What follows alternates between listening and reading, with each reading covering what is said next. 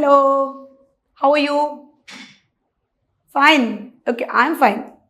Okay, are you doing good? ഞാൻ ഇന്നിവിടെ ചെയ്യാൻ വന്നിരിക്കുന്നത് കീം 2025 ഒരു കെമിസ്ട്രി ക്വസ്റ്റ്യൻ പേപ്പറാണ്. ഞാൻ ആരാന്ന് പറഞ്ഞില്ല അല്ലേ?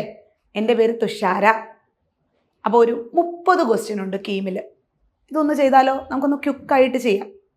ഞാൻ ഇന്നെൻ്റെ മെത്തേഡ് ഒന്ന് മാറ്റി പിടിക്കുകയാണ്. നിങ്ങളെ NCERT ബുക്ക് ഒന്ന് തുറപ്പിക്കാനായിട്ട് ഞാനൊരു ചെറിയ ശ്രമം നടത്തുകയാണ്. വേഗം പോയിട്ട് 4 NCERT ടെക്സ്റ്റ് ബുക്ക് എടുത്തുകൊണ്ട് പോവാ. നാളെ ഫസ്റ്റ് ഇയറിൽ 2, സെക്കൻഡ് ഇയറിൽ 2. നാളെ എടുത്തുകൊണ്ട് പോയോ? എന്നിട്ട് നമുക്ക് പണി അങ്ങോട്ട് തുടങ്ങാം. ഓക്കെ, ഇപ്പോൾ എടുത്തിട്ട് വാ. അടുത്തുണ്ടോ? ഓക്കെ മക്കളെ, കീം പരീക്ഷയ്ക്ക് അപ്ലൈ ചെയ്തിട്ടില്ലാത്തവർ വേഗം പോയി അപ്ലൈ ചെയ്യണം. നോട്ടിഫിക്കേഷനൊക്കെ വന്നിട്ടുണ്ട്, അധികം ലേറ്റ് ആവണ്ട. ഓക്കെ, അപ്പം നമുക്ക് നല്ല നല്ല എഞ്ചിനീയറിംഗ് കോളേജിൽ അഡ്മിഷൻ കിട്ടണമെങ്കിൽ എന്തെങ്കിലുമൊക്കെ ഒന്ന് പഠിക്കണ്ടേ? കീം സിമ്പിളാടാ, ഇല്ല എളുപ്പമാണ്. നിങ്ങൾ ഈ ടെക്സ്റ്റ് ബുക്കിലൂടെ ഒന്ന് പോയിട്ടുണ്ടെങ്കിൽ നിങ്ങൾക്ക് ഉറപ്പായിട്ടും കിട്ടും. കാരണം എനിക്ക് തോന്നുന്നു എല്ലാ സ്കൂളുകളിലും ഈ ബുക്ക് ഫോളോ ചെയ്യുന്നുണ്ട്. അപ്പം നിങ്ങൾക്ക് എന്തെങ്കിലുമൊക്കെ പരിചയം ഉണ്ടാവും അല്ലേ? കമ്പാരിറ്റീവ്ലി പലർക്കും കെമിസ്ട്രി കുറച്ച് എളുപ്പമാണ്. പിന്നെ ഭയങ്കര മാത്തമാറ്റിക്സും ഫിസിക്സും ഇഷ്ടമുള്ള ആൾക്കാർക്ക് കെമിസ്ട്രി ഇഷ്ടമില്ല മിസ്സേ എന്ന് പറയുന്നത് കേൾക്കുന്നുണ്ട്. അവരെന്നോട് ക്ഷമിക്കണം. ഓക്കെ, അപ്പോൾ പൊതുവേ കെമിസ്ട്രി എല്ലാവർക്കും കുറച്ച് മാർക്ക് സ്കോർ ചെയ്യാനും ഒക്കെ എളുപ്പമുള്ളൊരു ടോപ്പിക്കും ഒക്കെയാണ് തന്നിരിക്കുന്നതൊക്കെ. 2 ഇയറിലുമായിട്ട് വലിയ കുഴപ്പങ്ങളൊന്നും ഇല്ലാതെ പോകുന്നുണ്ടെന്ന് എനിക്ക് തോന്നുന്നു, അല്ലയോ?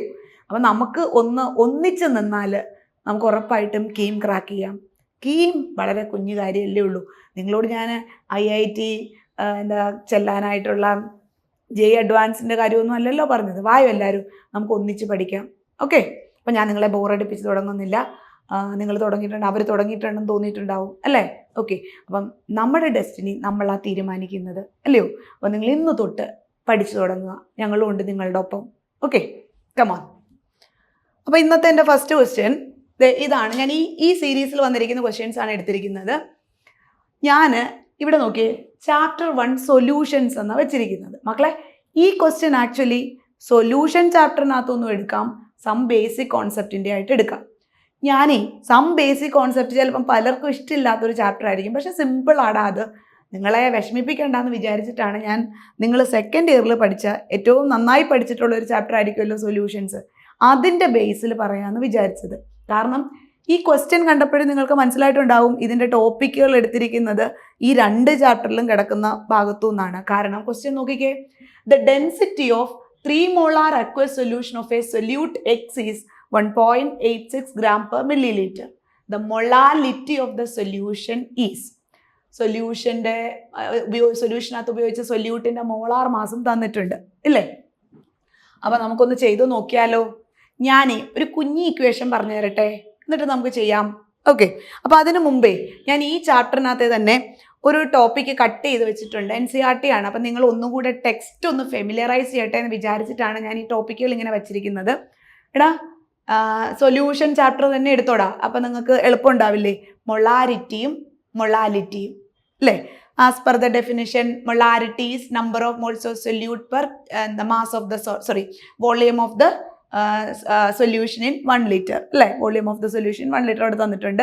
ആൻഡ് മൊളാരിറ്റി എന്താണ്? Number of moles of solute present in 1 kilogram of the solvent. Okay, ഇതൊക്കെ എല്ലാവർക്കും അറിയുന്ന കാര്യം തന്നെയാണ്. ഞാൻ ജസ്റ്റ് ഒന്ന് പറഞ്ഞെന്ന് മാത്രമേ ഉള്ളൂ. ഓക്കെ, അപ്പോൾ നിങ്ങളുടെ മനസ്സിൽ ഇതുണ്ടെങ്കിൽ നമുക്ക് എളുപ്പത്തിലൊന്ന് പ്രോബ്ലം ക്രാക്ക് ചെയ്യാം.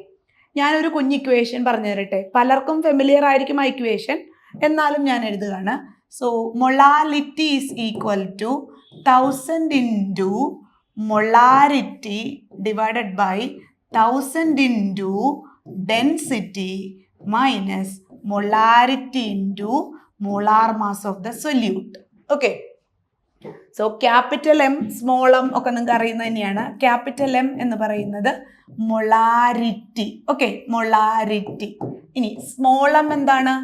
Molality. Okay, molality. Then D എന്താണ്? ഡെൻസിറ്റി അല്ലേ? ഡെൻസിറ്റി. ഇനി MB എന്ന് ഞാൻ പറഞ്ഞിട്ടുണ്ടായിരുന്നു കേട്ടോ, എന്തോ molar mass of the solute, right? Molar mass of solute. Okay, actually ഇതെന്താ ഇത്രയേ ഉള്ളൂ, number of moles of solute divided by mass of solvent. Okay, ഇവിടെ കിട്ടുന്ന ഇവിടെ കിട്ടുന്ന മാസ് ഓഫ് സോൾവെന്റ് നമുക്കിവിടെ എന്താണ് ഗ്രാമിൽ, അതുകൊണ്ടാണ് ഇവിടെ 1000 കൊണ്ട് മൾട്ടിപ്ലൈ ചെയ്തിരിക്കുന്നത്. ആൻസർ ഇത്രയേ ഉള്ളൂ. നമ്മൾ നോർമലി ചെയ്യുന്ന അതേ കാര്യം ഒരു ഇക്വേഷൻ ഫോമിലേക്ക് ആക്കി തന്നിട്ടുണ്ട്. ഇതൊന്ന് ഓർത്ത് നോക്കുകയാണെങ്കിൽ വേഗത്തിൽ ചെയ്യാം നിങ്ങൾക്ക്. Okay, so small m is equal to molality is equal to 1000 into molarity divided by 1000 into density minus molarity into molar mass of the solute. Okay, ഈ വാല്യൂസ് ഒക്കെ ഒന്ന് സബ്സ്റ്റിറ്റ്യൂട്ട് ചെയ്ത് കൊടുത്ത മക്കളെ. സോ മൊളാരിറ്റി നമുക്ക് തന്നിട്ടുണ്ടല്ലോ 1000 into 3 divided by 1000 into 1.86 minus molarity വീണ്ടും ചോദിച്ചിട്ടുണ്ട് 3 into molar mass 120 അല്ലേ. ഓക്കെ, വേഗം കാൽക്കുലേറ്റ് ചെയ്തേ. കാൽക്കുലേറ്റർ താത്ത് വെച്ചിട്ട് ചെയ്യണം കേട്ടോ. കാൽക്കുലേറ്റർ ഉപയോഗിക്കാൻ പാടില്ല. കാരണം പരീക്ഷ ഹോളിൽ കാൽക്കുലേറ്റർ ഉപയോഗിക്കാൻ പറ്റില്ല. നിങ്ങൾ സ്കൂളിൽ ചിലപ്പം സ്റ്റേറ്റ് ബോർഡുകാർ കാൽക്കുലേറ്റർ ഉപയോഗിക്കുന്നുണ്ടാവും, പക്ഷേ ഇതിന് ഉപയോഗിക്കാൻ പാടില്ല. ഇപ്പം ഞാൻ കാൽക്കുലേറ്റർ ഇല്ലാതില്ല ഇവിടെ നിന്ന് ചെയ്യുന്നത്. നിങ്ങൾ പറയോ, നമുക്കൊന്ന് ചെയ്യാം. ആരാ ഫസ്റ്റ് ആയിട്ട് ചെയ്യുന്നത് നോക്കാം. ഓക്കെ, 3000 അല്ലേ, 3 into 1000, 3000 divided by 1.86 into 1000 ആണ് വന്നിരിക്കുന്നത്. സോ 1860 മൈനസ് 12 into 3 36 360 അല്ലേ. സോ 1860 മൈനസ് 360 വരുമ്പോൾ 1500 വരും. സോ 3000 ഡിവൈഡഡ് ബൈ 1500 കറക്റ്റ് ഡബിളാ ഈ തന്നിരിക്കുന്നത് അല്ലേ. സോ 2 വന്നു, കട്ട് ചെയ്ത് നമുക്ക് ആൻസർ ആയില്ലേ. 2 മോളാൽ. ആൻസർ കിട്ടിയോ? So the answer is option C, 2 molal.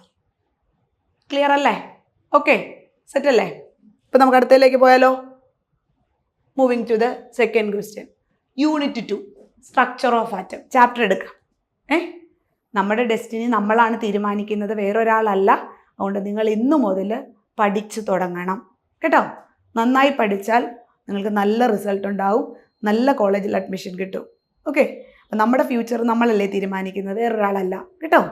നന്നായി പഠിച്ചു തുടങ്ങും, ഞങ്ങൾ ഹെൽപ്പ് ചെയ്യാടാ, നിങ്ങൾ ധൈര്യമായിട്ടിരിക്കുക, നമ്മളുണ്ട് കൂടെ. ഓക്കെ, സ്ട്രക്ചർ ഓഫ് ആറ്റത്തിനകത്താണ്. ഞാനിതിൽ നിങ്ങളൊരു സർപ്രൈസിങ് കാര്യം കാണിച്ചു തരാം. ഈ ക്വസ്റ്റ്യൻ നോക്കിയേ. The Vividh Bharati station of all India radio Kozhikode broadcast on a frequency of 1500 kHz. What is the wavelength of electromagnetic radiation emitted by the transmitter? എടാ, ഈ ക്വസ്റ്റ്യൻ വായിച്ച വഴിയിൽ ആർക്കെങ്കിലും എന്തെങ്കിലും സ്ട്രൈക്ക് ചെയ്തോ? ഒരു സ്പാർക്ക് വന്നോ? എന്നാൽ ഞാനൊരു കാര്യം കാണിച്ചു തരാം. ഇവിടെ നോക്കിക്കേ, പ്രോബ്ലം നമ്പർ 2.3 ഒന്ന് വായിച്ചു നോക്കിക്കേ. വല്ല പരിചയം ഉണ്ടോ നോക്ക്. നമ്മുടെ കീമിൻ്റെ പേപ്പർ സെറ്റ് ചെയ്യുന്ന ആൾക്കാർ എത്ര പാവം ആൾക്കാരായതുകൊണ്ടാണ് നല്ല നല്ല ക്വസ്റ്റ്യൻസ് ടെക്സ്റ്റല്ലേ കോപ്പി പേസ്റ്റ് ചെയ്തിരിക്കുന്നത്. നോക്കടാ, നിങ്ങളൊന്ന് പഠിക്ക്. നോക്ക്. The Vividh Bharati station of all India radio Delhi broadcast on a frequency of 1368 kHz. Calculate the wavelength of electromagnetic radiation emitted by transmitter. ഇനി ഒരു ക്വസ്റ്റ്യനും കൂടെ അവിടെ ആഡ് ഓൺ ചെയ്തിട്ടുണ്ട്. Which part of the electromagnetic spectrum does it belong to എന്നാണ് അല്ലേ. ദൈവകൃപയാൽ ആ ഭാഗം ചോദിച്ചിട്ടില്ല. ദേ ഇവിടെ വരെയുള്ള ക്വസ്റ്റ്യൻ ആണ്. എടാ, ജസ്റ്റ് ഡേറ്റ മാത്രം മാറ്റി കൊടുത്തിട്ടേ ഉള്ളൂ. കണ്ടോ, അവിടുത്തെ വർക്കൗട്ട് ക്വസ്റ്റ്യൻ ആണ്. ഞാൻ പറഞ്ഞപ്പോൾ നിങ്ങൾക്ക് മനസ്സിലായോ? ചേട്ടി പഠിച്ചാൽ മതിയെന്ന് ഇല്ലേ? ഇന്ന് തൊട്ട് തുടങ്ങിയാൽ മതി കേട്ടോ. ഒന്നും ആലോചിക്കേണ്ട. You spend some time to do some questions. കുറച്ച് ക്വസ്റ്റ്യൻ വർക്കൗട്ട് ചെയ്യാനായിട്ട് നിങ്ങൾ ടൈം കൊടുക്കണം കേട്ടോ. അപ്പം സ്ട്രിക്ട്ലി നിങ്ങൾ ഡിസിപ്ലിൻഡ് ആവണം ഇന്നു മുതൽ. അപ്പം നിങ്ങൾക്ക് നല്ല റിസൾട്ട് ഉണ്ടാവും കേട്ടോ. ഓക്കെ, അപ്പോൾ സംഭവങ്ങളൊക്കെ കണ്ടല്ലോ. ദേ വർക്കൗട്ട് ചെയ്തിട്ടുണ്ട്. അവരെന്താ തന്നിരിക്കുന്നത്? വെലോസിറ്റി ഓഫ് ലൈറ്റ് അല്ലേ. മുമ്പത്തെ ക്വസ്റ്റ്യനകത്ത് നിങ്ങൾ കണ്ടു. വെലോസിറ്റി ഓഫ് ലൈറ്റും തന്നിട്ടുണ്ട്, ഫ്രീക്വൻസിയും തന്നിട്ടുണ്ട്. ഓക്കെ, നോക്കടാ, തന്നിരിക്കുന്നുണ്ടോ? ഫ്രീക്വൻസി തന്നിട്ടുണ്ട്, ലൈറ്റിൻ്റെ വെലോസിറ്റിയും തന്നിട്ടുണ്ട്. ഇക്വേഷൻ ഒന്ന് പറഞ്ഞേ. പോരട്ടെ. C is equal to nu lambda അല്ലേ. ഇനി സബ്സ്റ്റിറ്റ്യൂട്ട് ചെയ്തേ. So lambda is equal to wavelength അല്ലേ ചോദിച്ചിരിക്കുന്നത്. Wavelength of electromagnetic radiation lambda is equal to C by nu. C എത്രയാണ്? 3 × 10⁸ മീറ്റർ/സെക്കൻഡിലാണ് അല്ലേ. ഡിവൈഡഡ് ബൈ മറ്റേത് കിലോ ഹെഡ്സിലാണ്. ഹെഡ്സിലേക്ക് മാറ്റണ്ടേ? ഹെഡ്സ് അല്ലേ സെക്കൻഡ് ഇൻവേഴ്സ് പറയുന്നത്. അപ്പോൾ നമുക്ക് എങ്ങനെ എഴുതാം? 1500 ഓക്കെ ഇൻറ്റു 10⁻³ അല്ലേ. ഹെഡ്സിലേക്ക് മാറ്റണം. ഞാൻ ഈ 10⁻⁴ ഒക്കെ ഒന്ന് സെറ്റ് ആക്കട്ടെ. 3 × 10⁸ ഡിവൈഡഡ് ബൈ 15 × 10⁵ അല്ലേ. ദാറ്റ് ഈസ് ഈക്വൽ ടു, ഇത് ഇവിടെ കട്ട് ചെയ്താലോ 5 വരും അല്ലേ. 3/15 5 വന്നില്ലേ. ഇങ്ങനെ ചെയ്യാൻ അറിയില്ലേ? എളുപ്പത്തിൽ ചെയ്യാമല്ലോ, വേഗം കഴിയും പണി. ഓക്കെ, അപ്പം നമുക്ക് എങ്ങനെ വരും? 10⁻³ divided by 5, that is 1000 divided by 5 അല്ലേ? ഇതും കട്ട് ചെയ്യാലോ. എത്ര വരും? 200. ആൻസർ ആയോ? 200 മീറ്റർ. ഉണ്ടോ? NCERTയിലെ ക്വസ്റ്റ്യൻ അതേപോലെ കോപ്പി പേസ്റ്റ് ആണ്. എന്നിട്ട് എന്ത് ചെയ്തു? ജസ്റ്റ് ആ ഡിജിറ്റ് ഒന്ന് മാറ്റി കൊടുക്കുക മാത്രമേ ചെയ്തിട്ടുള്ളൂ. If you are familiar with this textbook you can crack key മാത്രമൊന്നുമല്ല, എല്ലാം ക്രാക്ക് ചെയ്യാം. ഇപ്പോൾ ഇതിൽ കീ മാത്രമല്ല, നിങ്ങൾ പലരും എഴുതാൻ പോകുന്നത് ഇതിൽ അത് കഴിഞ്ഞ് വന്ന് നീറ്റ് എഴുതുന്നുണ്ടാവും, പല എൻട്രൻസ് എഴുതുന്നുണ്ടാവും അല്ലേ? മക്കളെ, തന്ന സിലബസ് ഇതാടാ, ഈ NCERT സിലബസ് ആണ്. അതൊന്ന് ശരിക്കും പഠിക്കുക. എന്ത് ഹെൽപ്പിനും ഞങ്ങളുണ്ട് നിങ്ങളുടെ കൂടെ. ഓക്കെ, ബാക്ക് സപ്പോർട്ടായിട്ട് ഞങ്ങളുണ്ട്. നിങ്ങളൊന്ന് ഡിസിപ്ലിൻഡ് ആയിട്ട് പഠിച്ചു തുടങ്ങിയാൽ മതി കേട്ടോ. അപ്പം നമ്മൾക്ക് 2 രീതിയിൽ നമ്മുടെ ലൈഫ് ചേഞ്ച് ചെയ്യാൻ പറ്റും. ആസ് യൂഷ്വൽ ഇങ്ങനെ പോണ പോലെ അങ്ങോട്ട് പോട്ടെ എന്ന് വിചാരിക്കാം. അല്ലെങ്കിൽ എന്താണ്, നമ്മൾ ഒരു ഗോൾ സെറ്റ് ചെയ്തിട്ട് അതിനനുസരിച്ച് നമ്മുടെ ലൈഫിനെ ട്യൂൺ ചെയ്ത് കൊണ്ടുവരണം. വേണ്ടേ? അല്ലേ?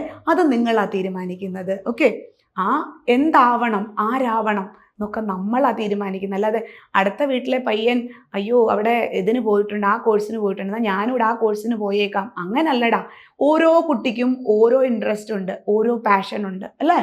ഓക്കെ, അപ്പോൾ അതിനനുസരിച്ചാണ് നമ്മൾ പോകേണ്ടത്. ഫാഷൻ ഡിസൈനിങ് പഠിക്കാൻ ഇഷ്ടമുള്ളൊരു കൊച്ചിനെ നമ്മൾ വേറെന്തെങ്കിലും കോഴ്സിന് കൊണ്ട് വിട്ടാൽ എന്തൊരവസ്ഥയായിരിക്കും അല്ലേ? അല്ലെങ്കിൽ എഞ്ചിനീയറിംഗ് പഠിക്കാൻ ഇഷ്ടമുള്ളൊരു കുട്ടിയെ പേരൻസ് എല്ലാം കൂടെ തള്ളി ഉന്തിയിട്ട് മെഡിക്കലിന് വിട്ടാൽ അവൻ്റെ ഒരു അവസ്ഥ ചിന്തിച്ചേ, ഇല്ലയോ? ബ്ലഡ് കണ്ട് തല ഇറങ്ങി താഴെ വീണ്, അല്ലെ തന്നെ സൂചി കാണുമ്പോഴേ പേടിക്കുന്ന നമ്മളാണ് ഇത്തരം കോഴ്സിന് പോകണത്, ഇല്ലയോ? അതുകൊണ്ട് ഇന്നു തൊട്ട് പഠിച്ചോ കേട്ടോ, ഞങ്ങൾ കൂടെ ഉണ്ട്. ഓക്കെ, ക്ലിയർ അല്ലേ?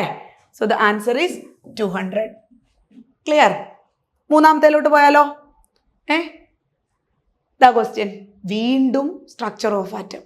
എടാ, ഇപ്പം നിങ്ങളെ സംബന്ധിച്ചുള്ള ഈ സ്ട്രക്ചർ ഓഫ് ആറ്റം അത്ര പ്രശ്നക്കാരനല്ലാന്ന് തോന്നുന്നു. കാരണം എന്താണെന്ന് ചോദിച്ചാൽ സെക്കൻഡ് ഇയർ ഫിസിക്സിലില്ലേ ആറ്റം ന്യൂക്ലിയൈ എന്നൊക്കെ പറഞ്ഞ ചാപ്റ്റർ ഇല്ലേ? അപ്പോൾ പിന്നെ എൻ്റെ ആവശ്യം ഉണ്ടെന്ന് തോന്നുന്നില്ല.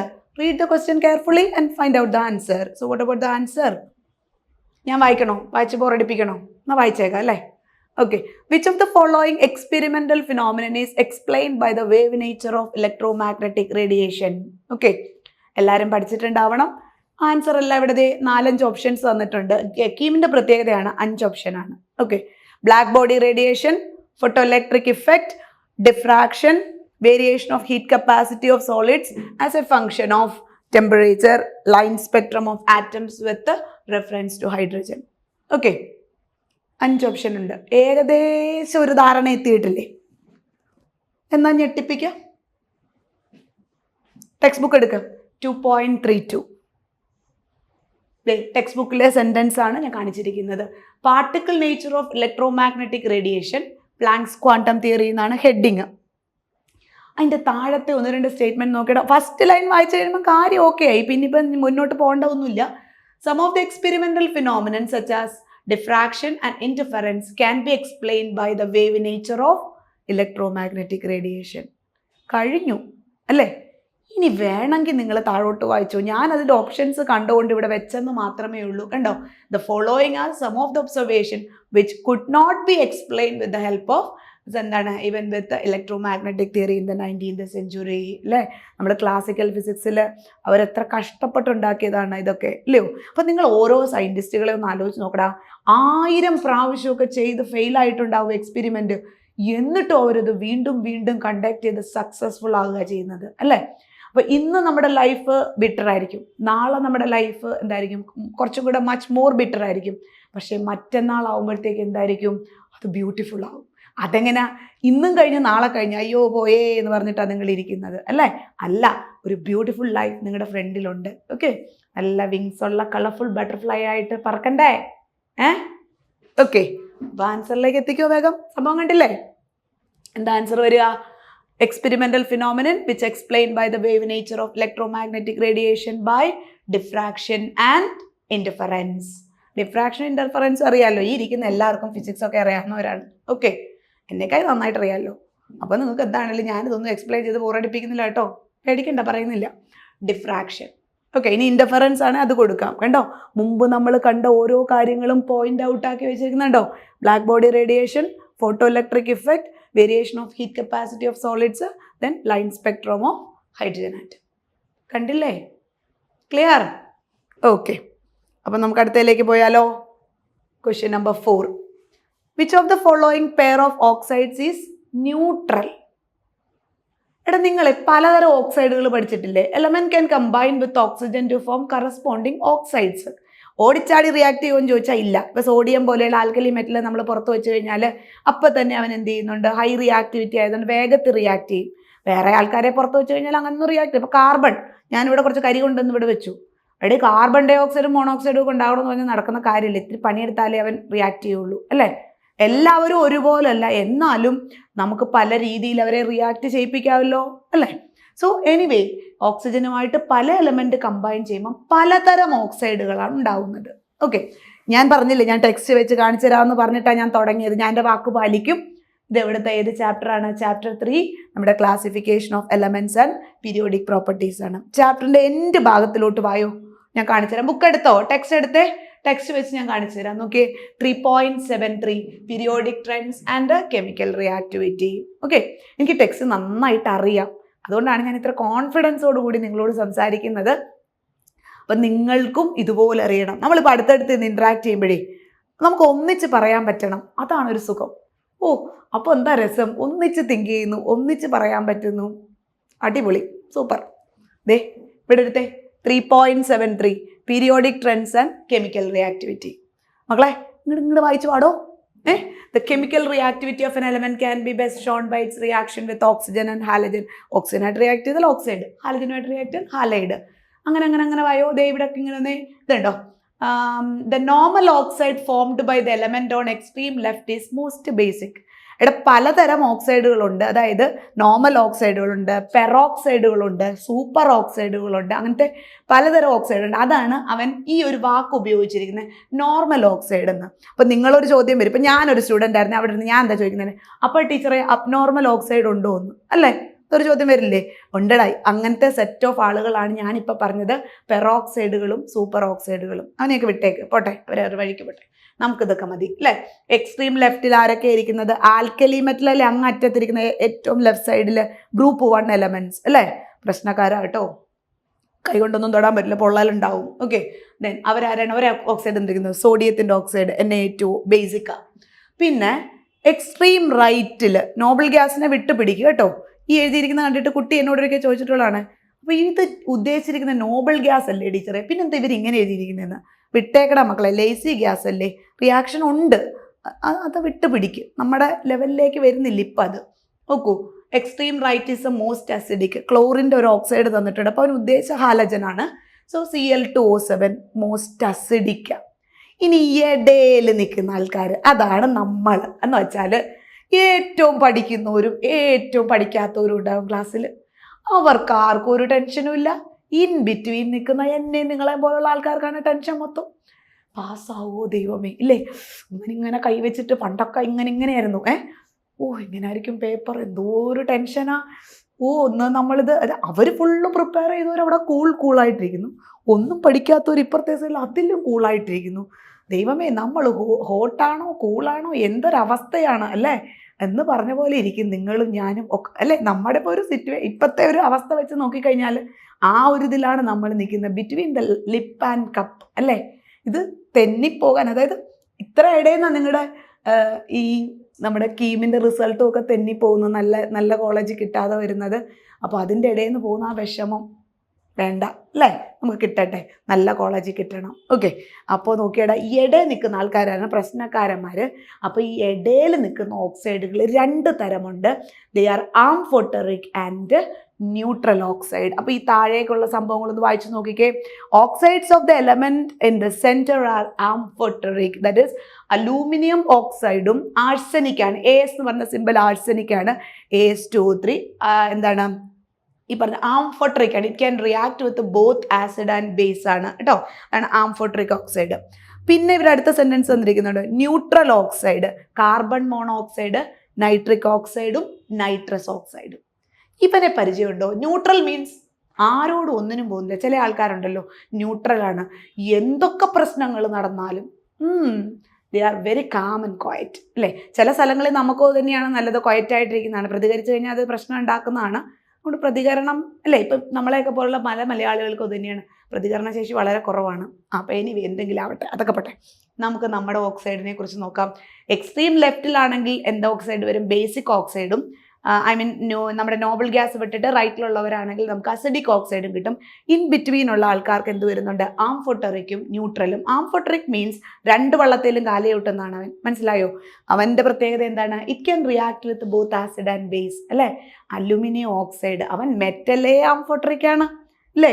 അവൻ 2 സൈഡിലോട്ടും പോകുന്ന ആൾക്കാരാണ് ഇല്ലേ. ചില ആൾക്കാരുടെ സ്വഭാവം പോലെ 2 തലയ്ക്കും തീ കൊളുത്തുന്ന ടീമുകളുണ്ട്, ശരിയല്ലേ. ഇവിടെ പറഞ്ഞ് അവിടെ പറഞ്ഞ്, അവിടെ പറഞ്ഞ് ഇവിടെ പറഞ്ഞ്, ഒരു പൊട്ട ക്യാരക്ടർ അല്ലേ, വേണ്ട. ഇനി ന്യൂട്രൽ ഓക്സൈഡ് എന്താ? ഒന്നിലുമില്ല. നോക്കൂ, കാർബൺ മോണോക്സൈഡ്, നൈട്രിക് ഓക്സൈഡും നൈട്രസ് ഓക്സൈഡും. ഈ എൻഡോനെ കുറിച്ച് കേട്ടിട്ടുണ്ടോ? എൻഡോൻ്റെ പ്രത്യേകത എന്താ? അവൻ്റെ പേരാണ് ലാഫിംഗ് ഗ്യാസ് അല്ലേ. ഞാൻ പണ്ടൊരു ഹിന്ദി സിനിമയ്ക്കകത്ത് കണ്ടുപോലെ, എനിക്ക് പേര് ഓർമ്മ വരുന്നില്ല. ഈ ഗ്യാസിൻ്റെ കുറ്റി ഇങ്ങനെ പേരെഴുതിയിട്ടുണ്ട്, ലാഫിംഗ് ഗ്യാസ് എന്ന്. നിങ്ങൾക്ക് ഓർമ്മയുണ്ടോ എന്ന് എനിക്കറിയില്ല, ഞാൻ മറന്നുപോയി. ഈ ഒരു സീക്വൻസ് മാത്രമേ എൻ്റെ ഓർമ്മയിലേക്ക് വരുന്നുള്ളൂ. ഗ്യാസ് ഓപ്പണായി ഹ ഹ ഹ ഹ ഇങ്ങനെ ചിരിച്ചുകൊണ്ടിരിക്കുന്നു. ഇങ്ങനെ അല്ലല്ലോടാ ഞാൻ പണ്ട് പഠിച്ചത്, കോളേജിൽ പഠിച്ചത് ഇങ്ങനല്ലല്ലോ. എൻ്റെ സാറ് പഠിപ്പിച്ചതെന്ന് ഞാൻ വായിച്ചത് ഇങ്ങനെയാണ്. ലാഫിംഗ് ഗ്യാസ് നമ്മൾ കുറച്ച് ഇൻഹേൽ ചെയ്യുമ്പം എന്ത് സംഭവിക്കും? ജോ മൂവ്മെൻറ്റിന് ഒരു റെസ്ട്രിക്ഷൻ വരും, അങ്ങനെ ഇരിക്കും. അപ്പോൾ ദൂരെ നിന്ന് കാണുന്നവൻ എന്താ വിചാരിക്കും? ഞാനിത് അടയ്ക്കാൻ ബുദ്ധിമുട്ട്, എന്നിരിക്കുന്ന സാധനം ഒന്ന് അടയ്ക്കാൻ പാടുപെടില്ലേ. അടയ്ക്കാൻ ബുദ്ധിമുട്ടുമ്പോൾ എന്ത് സംഭവിക്കും? അപ്പുറത്തുനിന്ന് കാണുന്നവനോർക്കും, നൂറ്റാണ്ടുകൾക്ക് മുന്നേ പരിചയമുണ്ടല്ലോ, ഇങ്ങനെ ചിരിക്കുന്നതാണെന്ന് വിചാരിക്കും കേട്ടോ. അതാണ്. അപ്പോൾ ഈ ആൾക്കാരെ കണ്ടോ? CO, NO, N2. Okay, come back to the question. തിരിച്ചു വന്ന ക്വസ്റ്റ്യനിലേക്ക് ഓടിവായോ. So what about the answer? കിട്ടിയില്ലേ? Okay, option E, carbon monoxide and nitrous oxide. Okay, clear? അടുത്തതിലേക്ക് പോയാലോ? സെറ്റ് അല്ലേ? Okay, so moving to the next question. The correct increasing order of dipole moment of NF3, H2S, chloroform and NH3. പെട്ടല്ലോ ഭഗവാനെ.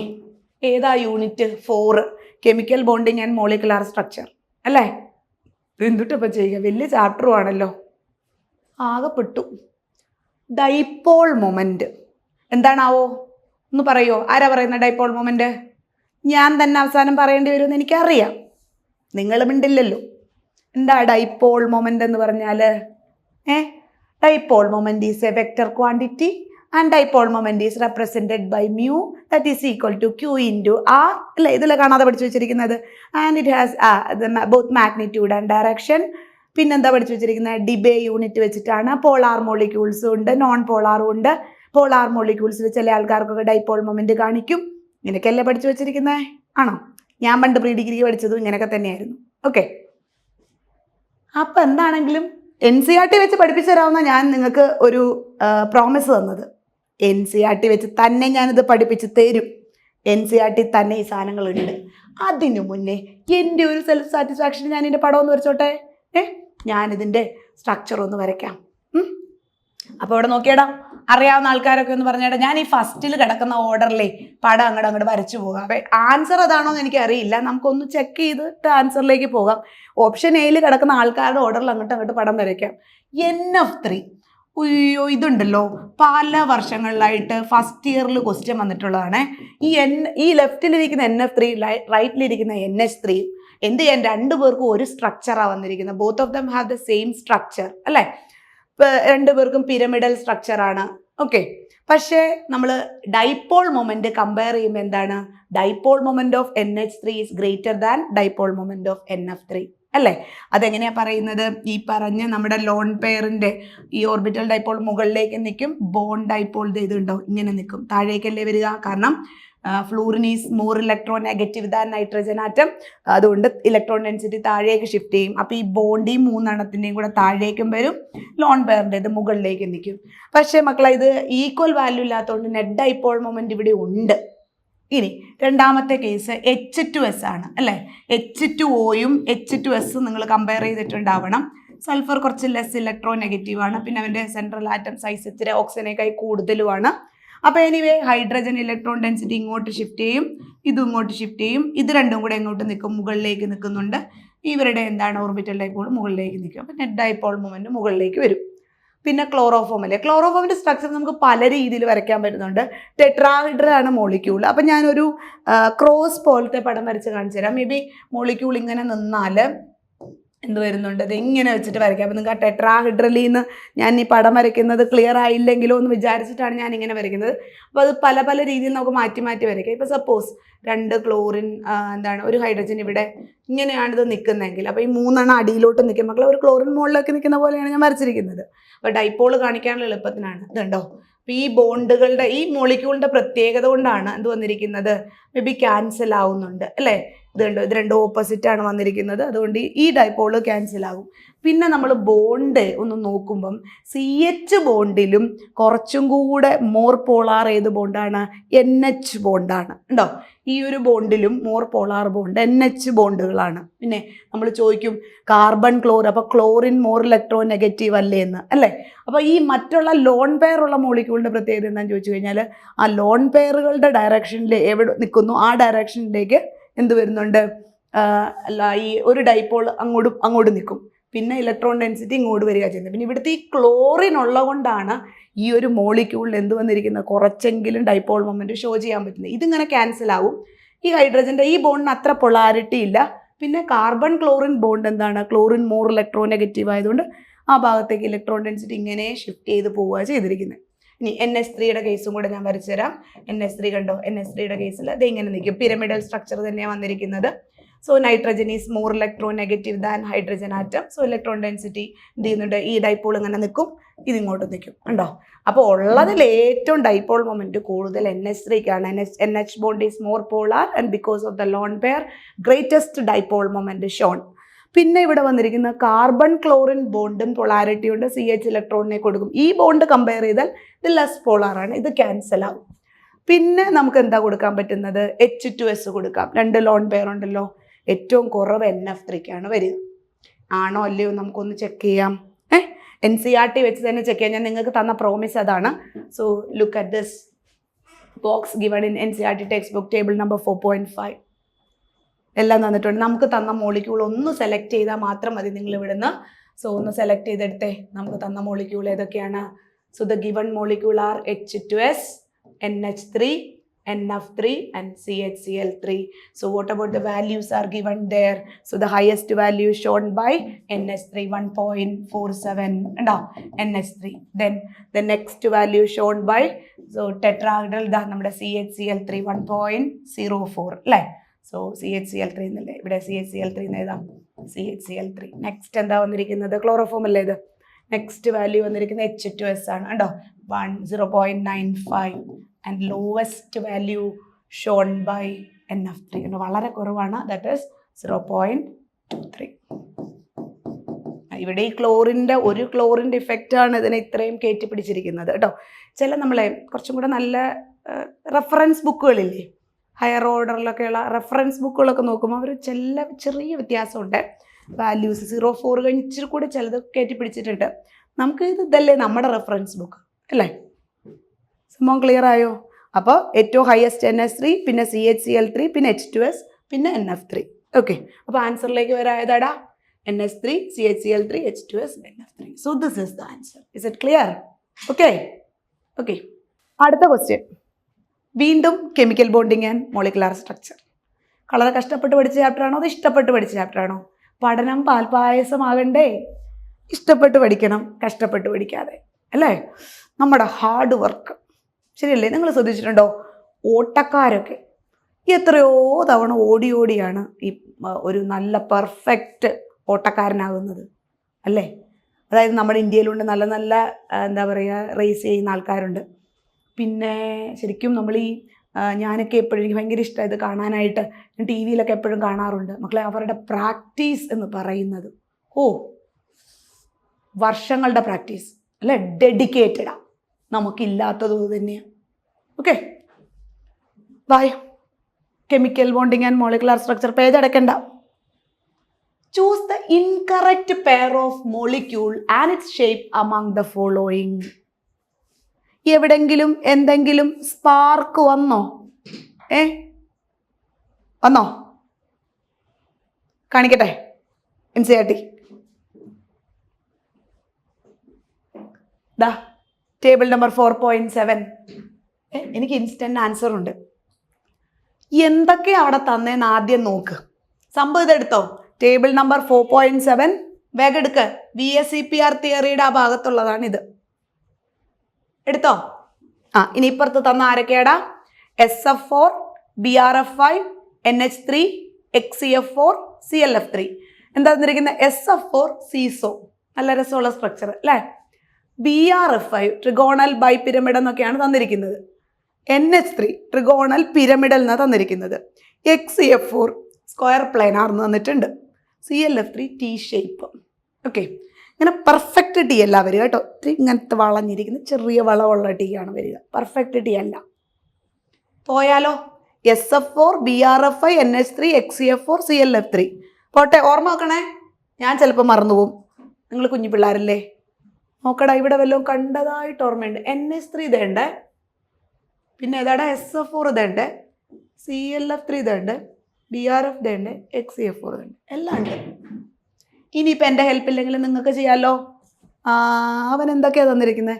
NH3 ട്രിഗോണൽ pyramidal, ശരിയാണോ? Yes, NH3 ട്രിഗോണൽ pyramidal തന്നിട്ടുണ്ട് അല്ലേ, അല്ലെങ്കിൽ trigonal pyramid, അങ്ങനെ പഠിച്ചെങ്കിൽ അങ്ങനെ പറഞ്ഞു കേട്ടോ. പിന്നെ ഏതാണ്? SF4 സീസോ എന്നല്ലേ തന്നിരിക്കുന്നത്. മുകളിൽ ഷേപ്പ് എഴുതിയിട്ടുണ്ട്, കണ്ടോ? അതെ, ഷേപ്പ് എഴുതിയിരിക്കുന്നുണ്ടോ? അവിടെ നിന്നാണ് ഞാൻ എന്ത് വായിക്കുന്നത്? ദേ SF4 സീസോ അല്ലേ, SF4 സീസോ. ഇനി ഏതാ വേണ്ടേ? അവിടെ ഏതാ തന്നിരിക്കുന്നത്? ഞാൻ ആ ഓർഡറിലാണ് വായിക്കുന്നത്. CLF3 T ഷേപ്പ് അല്ലേ, CLF3 അതാ, CLF3 T ഷേപ്പ്. ഇനി ആരാടാ വേണ്ടേ? Okay, CLF3 T shape. ഇനി BRF5 സ്ക്വയർ പിരമിഡാ. ഓക്കെ, ഇവിടെ എന്താ തന്നിരിക്കുന്നത്? അയ്യോ, ട്രൈഗണൽ ബൈ പിരമിഡ്. അപ്പം ഇതല്ലേ ആൻസർ അല്ലേ? ഇൻകറക്റ്റ് പെയർ എന്നാണ് ചോദിച്ചിരിക്കുന്നത്, ഇൻകറക്റ്റ് പെയർ. അപ്പോൾ ഇതന്നെ അല്ലേ. ഇനിയിപ്പോൾ മറ്റേത് നോക്കണ്ട, വെട്ടോ, അത് ആൻസർ കിട്ടിയല്ലോ. XCF4 square planar. ഓക്കെ, കണ്ടോ? Power of NCERT. നമുക്ക് പൊളിക്കാം. ക്ലിയർ? ഓക്കെ, അടുത്തലോട്ട് പോട്ടെ. So question number 7. ഇതേത് ചാപ്റ്റർ? തെർമോഡൈനാമിക്സ്. ഭഗവാനെ, എന്താണാവോ? തെർമോഡൈനാമിക്സ് ഇക്വിലിബ്രിയം എന്നും പറയുന്നതുകൊണ്ട് പിള്ളേരുടെ മുഖമാണ് എനിക്ക്. ഏറ്റവും നല്ല 2 ചാപ്റ്ററാണ് തെർമോഡൈനാമിക്സും ഇക്വിലിബ്രിയവും. നിങ്ങൾ നന്നായി പഠിച്ചിട്ടുണ്ടെങ്കിൽ, മനസ്സിലാക്കിയിട്ടുണ്ടെങ്കിൽ, ഇത് സിമ്പിളാണ് അതിൻ്റെ കോൺസെപ്റ്റൊക്കെ അല്ലേ. ബൾക്കിൽ പറയുന്ന ചില കാര്യങ്ങൾ ലൈഫ് റിലേറ്റഡ് അല്ലേ? ആണോ? ബാ പഠിക്കാം. തെർമോഡൈനാമിക്സ് യൂണിറ്റ് 5 ഫസ്റ്റ് ഇയറിലെ തെർമോഡൈനാമിക്സ് ഫിസിക്സ് അല്ല, chemistry. In the reaction 3/2 O2 gas become ozone gas. ഇതാണെന്ന് തോന്നുന്നു നമ്മുടെ സ്ട്രാറ്റോസ്ഫിയർ നടക്കുന്നത് അല്ലേ? വല്ല പിടിപാടുണ്ടോ? തന്നെ. ദ വാല്യൂ ഓഫ് ഗിബ്സ് എനർജിയാണ്, സ്റ്റാൻഡേർഡ് ഗിബ്സ് എനർജി അല്ലേ. RGയുടെ മുകളിൽ ഒരു വരയൊക്കെ ഇട്ട് വെച്ചിട്ടുണ്ടല്ലോ. at 298 Kelvin is approximately എന്നാണ് ചോദിച്ചിരിക്കുന്നത്. ചാപ്റ്ററിൻ്റെ അവസാന ഭാഗത്താണ് ഗിബ്സ് എനർജി പഠിക്കുക അല്ലേ. റിയാക്ഷൻ സ്പോണ്ടേനിയസ് ആണോ നോക്കുന്നത് ഗിബ്സ് എനർജി വെച്ചിട്ടാണ്. കാരണം ΔGയുടെ വാല്യൂ നെഗറ്റീവ് ആണെങ്കിൽ റിയാക്ഷൻ സ്പോണ്ടേനിയസ് ആയിരിക്കും, ഉറപ്പാണ്. ഗിബ്സ് എനർജി എത്രയാണെന്ന് ചോദിച്ചിട്ടുണ്ട്. KP തന്നിട്ടുണ്ട്, 2.303 RTയുടെ വാല്യൂയും തന്നിട്ടുണ്ട്. എന്താ ഇപ്പം ചെയ്യുക? വല്ല പിടിയുണ്ടോ ചെയ്യാൻ? ഇക്വേഷൻ ഓർമ്മയുണ്ടോ? സർപ്രൈസ് തരട്ടെ, ഞെട്ടരുത്. ദേ ഇവിടെ നോക്കിയോ, പ്രോബ്ലം നമ്പർ 5.12. വേഗം എടുക്ക്, ചാപ്റ്ററിൻ്റെ എൻഡിലേക്കാണ് വരുന്നത്. Problem number 5.12. വിഷമായോ ഇതെല്ലാം NCERT കാണിച്ചു തന്നപ്പം? എടാ, എല്ലാ ക്വസ്റ്റ്യനും NCERT വേസ്റ്റ് ആണ്. ഞാൻ എല്ലാം കാണിച്ചു തരാം. നോക്ക്, പ്രോബ്ലം നമ്പർ 5.12 അല്ലേ. So ΔG0 for the conversion of oxygen to ozone, 3/2 O2 gas become O3 gas at 298 Kelvin. And if KP of this conversion is 2.47 into 10⁻⁻29. Okay, അവരുടെ വാല്യൂ കണ്ടോ?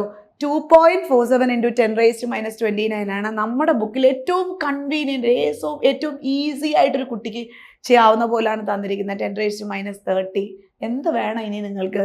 ഏറ്റവും സിമ്പിൾ വേയിലേക്ക് അവർ മാറ്റി തന്നില്ലേ. Same question but datas just changed. Okay, ഒന്ന് ചെയ്താലോ? അപ്പോൾ equation കണ്ടോ? Delta G naught is equal to 2.303 RT log KP. നമുക്ക് അവിടെ തന്നിരിക്കുന്ന KP ആണ്. ഈ ഇക്വേഷൻ ഓർമ്മയുണ്ടോ മക്കളെ? ഗിബ്സ് എനർജിയും equilibrium കോൺസ്റ്റന്റും.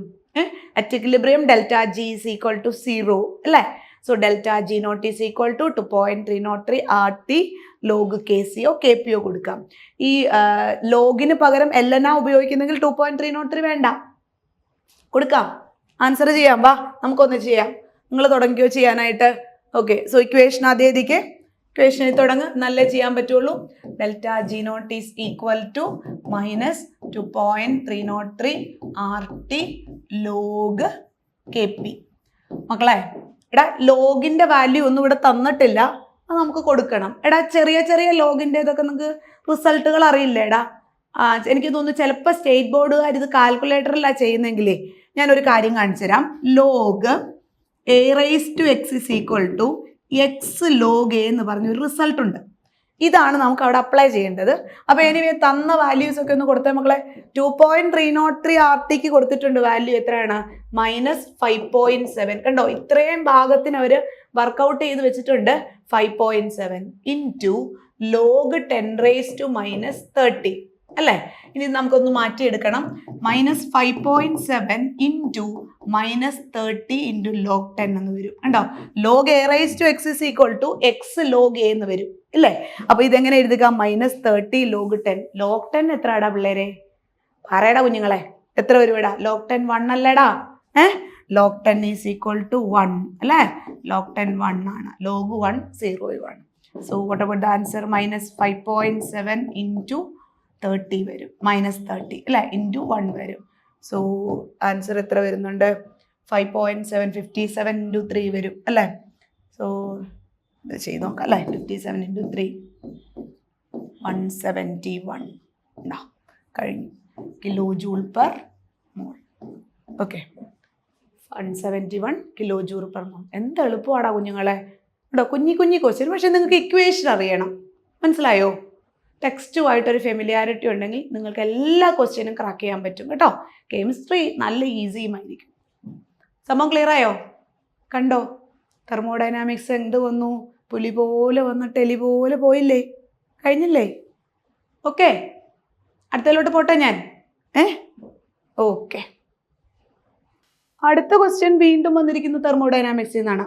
Don't worry, come on, enjoy, ചില്ലാവാം. Which of the following has the least mean multiple bond enthalpy at 298 Kelvin? Cut എല്ലാം പൊട്ടിച്ച് കളയുന്നല്ലേ ബോണ്ട് എൻതാൽപ്പി. പക്ഷെ ഇവിടെ പല പല ആൾക്കാരാണെന്ന് മാത്രം നോക്കിക്കേ. N triple bond N, C triple bond N, C double bond C, C triple bond O, C double bond N. എൻ്റെ ഒരു നോട്ടത്തിൽ ട്രിപ്പിൾ ബോണ്ട് ഉള്ളവരെയൊക്കെ ഇച്ചിരി പൊട്ടിക്കാൻ കുറച്ച് ബുദ്ധിമുട്ടായിരിക്കും അല്ലേ? നമ്മൾ സാധാരണ പറയണ്ടേ നൈട്രജൻ ഇനാട്ടാണെന്ന് നിങ്ങൾ കേട്ടിട്ടില്ലേ? പൊതുവെ ആരോട് റിയാക്ട് ചെയ്യാൻ പോവില്ല. ഒന്ന് ആലോചിച്ച് നോക്കിയുടെ മക്കളെ, നൈട്രജൻ ഇവിടെങ്ങാനും റിയാക്ട് ചെയ്തിരുന്നാലത്തെ അവസ്ഥ, നമ്മുടെ കാര്യം പോകാം. ശരിയല്ലേ? ഇവിടെ നോക്കിക്കേ. അപ്പം N ട്രിപ്പിൾ ബോണ്ട് എന്നിനെയും C ട്രിപ്പിൾ ബോണ്ട് എന്നിനെയും C ട്രിപ്പിൾ ബോണ്ട് ഓയെയും അവന് ഇച്ചിരി പെശക കേട്ടോ, ഭയങ്കര കൂടുതലാണ് ബോണ്ട് ഡിസോസിയേഷൻ എൻതാൽപ്പി. ഓക്കെ, പ്രശ്നക്കാര വിടാം. പിന്നെ സംശയിക്കാൻ വകയുള്ള രണ്ടുപേര് C ഡബിൾ ബോണ്ട് സിയും C ഡബിൾ ബോണ്ട് എന്നും ആണ്. Very close bond enthalpy. നിങ്ങൾ വിചാരിക്കുന്നുണ്ടാകും ഇവരെന്തിനാ ഈ പ്രസംഗിക്കുന്നതെന്ന്. പ്രസംഗിക്കുന്നൊന്നുമില്ല, ഡേറ്റ കാണിച്ച് ബോധ്യപ്പെടുത്താം. Okay, come on. ദാ ടേബിൾ നമ്പർ 5.3b എന്നുണ്ടാവും ടെക്സ്റ്റ് ബുക്കിൽ. Some mean multiple bond enthalpies in kilojoule per mole at 298 Kelvin. Come on, let's have a look. Come. അപ്പോൾ നമുക്ക് തന്ന ആൾക്കാരെയൊക്കെ ഒന്ന് വട്ടത്തിലാക്കിയാലോ? ഞാൻ വേറൊരു കളർ എടുക്കട്ടെ. ഈ കളർ നല്ല ഭംഗിയായിട്ട് തോന്നുന്നുണ്ട്. So C triple bond N 946 ആണ് കിലോ ജൂൾ പെർ മോൾ. നല്ല കൂടുതലുണ്ടല്ലോ. പിന്നെ C ട്രിപ്പിൾ ബോണ്ട് N 891 ഉണ്ട്. C ട്രിപ്പിൾ ബോണ്ടോ എന്താണ് 1070. ഇനിയിപ്പോൾ ഡബിൾ ബോണ്ടുകാർക്ക് ഞാൻ വേറെ വെച്ച് വരയ്ക്കാം അല്ലേ? ഈ കളർ എടുക്കട്ടെ. C double bond N, double bond അല്ലേടാ, നിങ്ങളുടെ കണ്ണ് കാണുന്നുണ്ടല്ലോ അല്ലേ, 615 C double bond C 611. Oh very close to each other. അമ്മേ, ഇത് നമ്മളെ പെടുത്തിക്കളയും അല്ലേ. നോക്ക്, എൻ ഡബിൾ ബോണ്ട് ഏറ്റവും ഹയസ്റ്റ് ഞാൻ മുമ്പ് ഞാൻ പറഞ്ഞില്ലേ സി ട്രിപ്പിൾ ബോണ്ടോയ്ക്കാണെന്ന് അല്ലേ. സോ നോക്കിയേ, സി ട്രിപ്പിൾ ബോണ്ടോ 1070 ഉണ്ട്. പിന്നെ വന്നിരിക്കുന്നത് വേണമെങ്കിൽ നമുക്ക് ആ ഓർഡർ ഒന്ന് എഴുതിയേക്കാം. സി ട്രിപ്പിൾ ബോണ്ടോയാണ് ഹയസ്റ്റ്, ദെൻ അഗെയിൻ വന്നിരിക്കുന്നത് എൻ ട്രിപ്പിൾ ബോണ്ട് എൻ ആണ്, ദെൻ അഗെയിൻ വന്നിരിക്കുന്നത് സി ട്രിപ്പിൾ ബോണ്ട് എൻ ആണ്, ദെൻ അഗെയിൻ വന്നിരിക്കുന്നത് സി ഡബിൾ ബോണ്ട് എൻ ആണ്. പാവം അവസാനം C double bond C, carbon carbon multiple bond അല്ലേ. ഓക്കെ, കണ്ടോ, എല്ലാം ടെക്സ്റ്റ് ബുക്കിലുണ്ടടാ മക്കളെ. നമ്മൾ അല്പം ഒന്ന് മെനക്കെട്ടാൽ മാത്രം മതി കേട്ടോ, സക്സസ് നമ്മുടെ കൂടെ വരും. ഓക്കെ, അപ്പം come on and find out the answer. മാറ്റട്ടെ, ആൻസറിലേക്ക് എത്തില്ലേ. So what about the answer? C double bond C അല്ലേ. Which of the following has a least mean multiple bond enthalpy എന്നാണ് ചോദിച്ചിരിക്കുന്നത്. ഏറ്റവും കുറവാണ് least mean multiple bond enthalpy. Okay, അപ്പൊ അടുത്ത ക്വസ്റ്റ്യനിലേക്ക് പോയാലോ, പോവാം. Come on. Which of the following can act as Lewis acid? പലജാതി ആസിഡുകളുടെ പേര് കേട്ടിട്ടില്ലേ നിങ്ങൾ അല്ലേ? അറീനിയസ് ആസിഡ് കേട്ടിട്ടുണ്ടാവും, ബ്രോൺസ്റ്റഡ് ലൗറി ആസിഡ് എന്ന് കേട്ടിട്ടുണ്ടാവും, ലൂയിസ് ആസിഡ് എന്ന് കേട്ടിട്ടുണ്ടാവും. ഈ ലൂയിസ് ആസിഡിനെ അവിടെ എവിടെയൊക്കെ കേൾക്കുന്നതാണ്. നമ്മൾ ഉദ്ദേശിക്കുന്ന പോലത്തെ ഒരു ആസിഡ് അല്ല ലൂയിസ് ആസിഡ് അല്ലേ. അപ്പം നമ്മൾ അറീനിയസിലും ബ്രോൺസ്റ്റഡിലും ഒക്കെ പറയുന്നത് എന്താണ്, H+ കൊടുക്കുന്നവരൊക്കെ ആസിഡ്സ് ആണ് അല്ലെ, ഹൈഡ്രജൻ ഗ്യാസ് റിലീസ് ചെയ്യാൻ പറ്റണം എന്നൊക്കെ നമ്മൾ പറഞ്ഞ് പഠിക്കുന്നുണ്ട്. പക്ഷെ ലൂയിസ് ആസിഡുകൾ എന്താടാ മക്കളെ? ലൂയിസ് ആസിഡും ലൂയിസ് ബേസും ആണല്ലോ. അവരെന്താ, അതായത് ഇലക്ട്രോൺ ഡെഫിഷ്യൻ്റ് ആയിട്ടുള്ള ആൾക്കാരല്ലേ, ഇലക്ട്രോൺ പെയർ അക്സെപ്റ്റേഴ്സ് ആണ്. ഇല്ലാത്ത ആൾക്കാരല്ലേ, പാവങ്ങളല്ലേ, ഇലക്ട്രോൺ പെയർ അക്സെപ്റ്റേഴ്സ് അല്ലെ, ഡെഫിഷ്യൻ്റ് ആയിട്ടുള്ള ആളുകളാണ് നമ്മുടെ ലൂയിസ് ആസിഡുകൾ. റിച്ച് ആയിട്ടുള്ള ആൾക്കാരൊക്കെ അവർ കൊടുക്കുമല്ലോ അല്ലേ, പൊതുവേ നമ്മുടെ ധാരണ അങ്ങനെയാണ്. റിച്ച് ആയിട്ടുള്ള ആൾക്കാരൊക്കെ എന്താണ്, ലൂയിസ് ബേസുകളാണ്. Okay, come on. അപ്പോൾ നമുക്ക് NCERT കാണിച്ചാലോ? ഞാൻ എല്ലാം കാണിച്ചു തരാമെന്ന് പറഞ്ഞ് ഞാൻ നിങ്ങളോട് പറഞ്ഞിട്ടുണ്ടായിരുന്നു. അപ്പോൾ പിന്നെ ഇനി കാണിച്ചു തന്നില്ലെങ്കിൽ നിങ്ങൾക്കൊരു വിഷമാവില്ലേ. ഇതാ 6.10.3 ലൂയിസ് ആസിഡ് ആൻഡ് ബേസ് എടുക്കടാ ടെക്സ്റ്റിൽ. നമ്മുടെ 6th ചാപ്റ്റർ കെമിക്കൽ, ഞാൻ ചാപ്റ്റർ ഇവിടെ വെച്ചിട്ടില്ലേ നോക്കിയേ. നമ്മുടെ chapter equilibrium, 6th chapter equilibrium. നോക്കാം മക്കളെ. Electron deficient species like aluminium chloride. നോക്കിയായിരുന്നോ ഇവിടെ? ഇതുണ്ടോ ഇവിടെ തന്നിരിക്കുന്നത്? എന്താണ്? അലുമിനിയം ക്ലോറൈഡ് അല്ലേ. Which of the following can act as Lewis acid? ഞാൻ വേഗത്തിൽ ആൻസർ അങ്ങോട്ട് മാർക്ക് ചെയ്യാണ്, എന്നിട്ട് ബാക്കി വായിക്കാം. കാരണം വായിച്ച വഴിയെ ഞാനത് കണ്ടു, ഇനിയിപ്പോൾ എനിക്ക് ആൻസർ മാർക്ക് ചെയ്യാതും ബുദ്ധിമുട്ടാണ്. അപ്പോൾ anyway come back to the point. Electron deficient species like aluminium chloride, cobalt 3+, magnesium 2+, etc. can act as Lewis acid, while the species like H2O, NH3, OH-, etc., which can donate a pair of electron, can act as a Lewis base. Set അല്ലേ? Okay, text ബുക്കിലെ statement ആണ്. കണ്ടോ? ഈ page എടുത്തോ? Okay, അപ്പോൾ clear അല്ലേ? Answer ആയില്ലേ? Okay, so the answer is AlCl3. ഇവൻ നോക്കിയേ, H2O, because of the presence of 2 lone pair on oxygen atom, it acts as a Lewis base. OH- electron rich ആണ്, ലോൺ പെയറുണ്ട്, നെഗറ്റീവ് ചാർജും കൂടെ വന്നു. So എന്ത് വന്നിട്ടുണ്ട് അല്ലേ, നിറയെ ഇലക്ട്രോൺ ആണ് OH-നകത്ത്. അപ്പോൾ എന്ത് വന്നിട്ട് അതിൻ്റെ ലോൺ പെയർ അവിടെ തന്നെ ഉണ്ടല്ലോ, ചാർജ് ചേർത്തിട്ട് അല്ലേ. പിന്നെ ഫ്ലൂറിൻ F-, NH3 ഒക്കെ എന്ത് തന്നെയാണ്, ലൂയിസ് ബേസുകളാണ്. മറ്റവരൊക്കെ ലൂയിസ് ആസിഡ്. ഇത് ഒറ്റ ഒരെണ്ണേ ലൂയിസ് ആസിഡ്, AlCl3 മാത്രം. അടുത്ത ക്വസ്റ്റ്യനിലേക്ക് പോട്ടെ, കമോൺ. ഓക്കെ, ഇത് നമ്മുടെ NCERTയുടെ ഓർഡറിലായി പോയിരിക്കുന്നത്, ശ്രദ്ധിച്ചോ. ആദ്യം സം ബേസിക്. ഞാൻ എന്താ സം ബേസിക് വെക്കാതെന്ന് ചോദിച്ചാൽ നിങ്ങൾ ആദ്യമേ തന്നെ വിഷമിപ്പിക്കണ്ടല്ലോ. സൊല്യൂഷൻ എന്ന് പറഞ്ഞ ചാപ്റ്റർ വെക്കാമെങ്കിൽ സന്തോഷം ആയിക്കോട്ടെ എന്ന് വിചാരിച്ചിട്ടാണ് ഞാൻ വെച്ചത് കേട്ടോ. നോക്കിയോ, structure of atom, classification of elements, chemical bonding, thermodynamics, equilibrium, അങ്ങനെയല്ലേ വന്നിരിക്കുന്നു. നോക്കിയേ, ഈ ക്വസ്റ്റ്യൻ ഇക്വിലിബ്രിയം. ഇവിടെ ഞാൻ നിങ്ങളെ ടെക്സ്റ്റ് ബുക്കിലേക്ക് കൂട്ടിക്കൊണ്ടുപോയിട്ട് ക്വസ്റ്റ്യൻ കാണിക്കും. ക്വസ്റ്റ്യൻ നോക്കിയതായാലും, the concentration of hydrogen ion in a sample of soft drink is 2 × 10⁻⁻⁴ mol per liter. Its pH value is, molarity ആണ് തന്നിരിക്കുന്ന, കോൺസെൻട്രേഷൻ ഓഫ് H+. ഭാഗ്യവശാൽ log 2ന്റെ വാല്യൂ തന്നിട്ടുണ്ട്. ഒന്ന് സബ്സ്റ്റിറ്റ്യൂട്ട് ചെയ്യേണ്ട ആവശ്യം നമുക്കിവിടെ വരുന്നുള്ളൂ അല്ലേ. എടാ, ഇത് നിങ്ങൾ എവിടെയെങ്കിലും ടെക്സ്റ്റിൽ കണ്ടതായിട്ട് ഓർമ്മയുണ്ടോടാ? വല്ല ഫെമിലിയാരിറ്റി ഉണ്ടോ? ഞാൻ കാണിച്ചു തരട്ടെ. വായുവിൻ്റെ കൂടെ എക്വിലിബ്രിയം എടുത്ത് വെച്ചിരിക്കുമല്ലേ? ഓക്കെ, ദാ പ്രോബ്ലം നമ്പർ 6.16 പൊളിച്ചില്ലേ നമ്മൾ? നോക്ക്, the concentration of hydrogen ion in A sample of soft drink is 3.8 × 10⁻³ molar. What is it's pH? നമ്മുടെ ക്വസ്റ്റിനകത്ത് എന്ത് മാത്രമേ മാറ്റമുള്ളൂ? നോക്കൂ, സാമ്പിൾ ഓഫ് സോഫ്റ്റ് ഡ്രിങ്കിനകത്ത് കോൺസെൻട്രേഷൻ 2 × 10⁻⁴. മറ്റവർ 3.8. അത് ഇത്തിരി ചെയ്തു വരാൻ അല്പതാമസം എടുക്കുന്നേ ഉള്ളൂ. പക്ഷെ അതിലും സിമ്പിളാക്കി അവർ തന്നു. അപ്പം നമ്മൾ ഹമ്പിളായിട്ട് ചെയ്തു കൊടുക്കണ്ടേ? നോക്കിക്കേ, pH is equal to, എടാ അവിടെ ഇക്വേഷൻ എഴുതിയിട്ടില്ലടാ, അവർ ജസ്റ്റ് സബ്സ്റ്റിറ്റ്യൂഷനാണ് ചെയ്തിരിക്കുന്നത്. അപ്പം നമുക്ക് ഇക്വേഷൻ എഴുതിയിട്ട് അങ്ങോട്ട് ചെയ്യാം. പറഞ്ഞ മക്കളെ, ആരൊക്കെ അവിടെ പറയുന്ന പോലെ എനിക്ക് തോന്നുന്നുണ്ട്. pH is equal to negative logarithm of concentration of H plus ആണോ? p⁻h എന്നൊന്നുമല്ല, p സ്മോൾ ലെറ്ററും h ക്യാപിറ്റൽ ലെറ്ററും ആണ് കേട്ടോ. So pH is equal to negative logarithm of concentration of H plus. ഇനി കോൺസെൻട്രേഷൻ ഓഫ് ഹൈഡ്രജൻ അയോണിന്റെ sample തന്നിട്ടുണ്ട് കേട്ടോ. ഹൈഡ്രജൻ അയോണിന്റെ സാമ്പിളിലെ വാല്യൂ നമുക്ക് തന്നിട്ടുണ്ട്. So we can substitute here.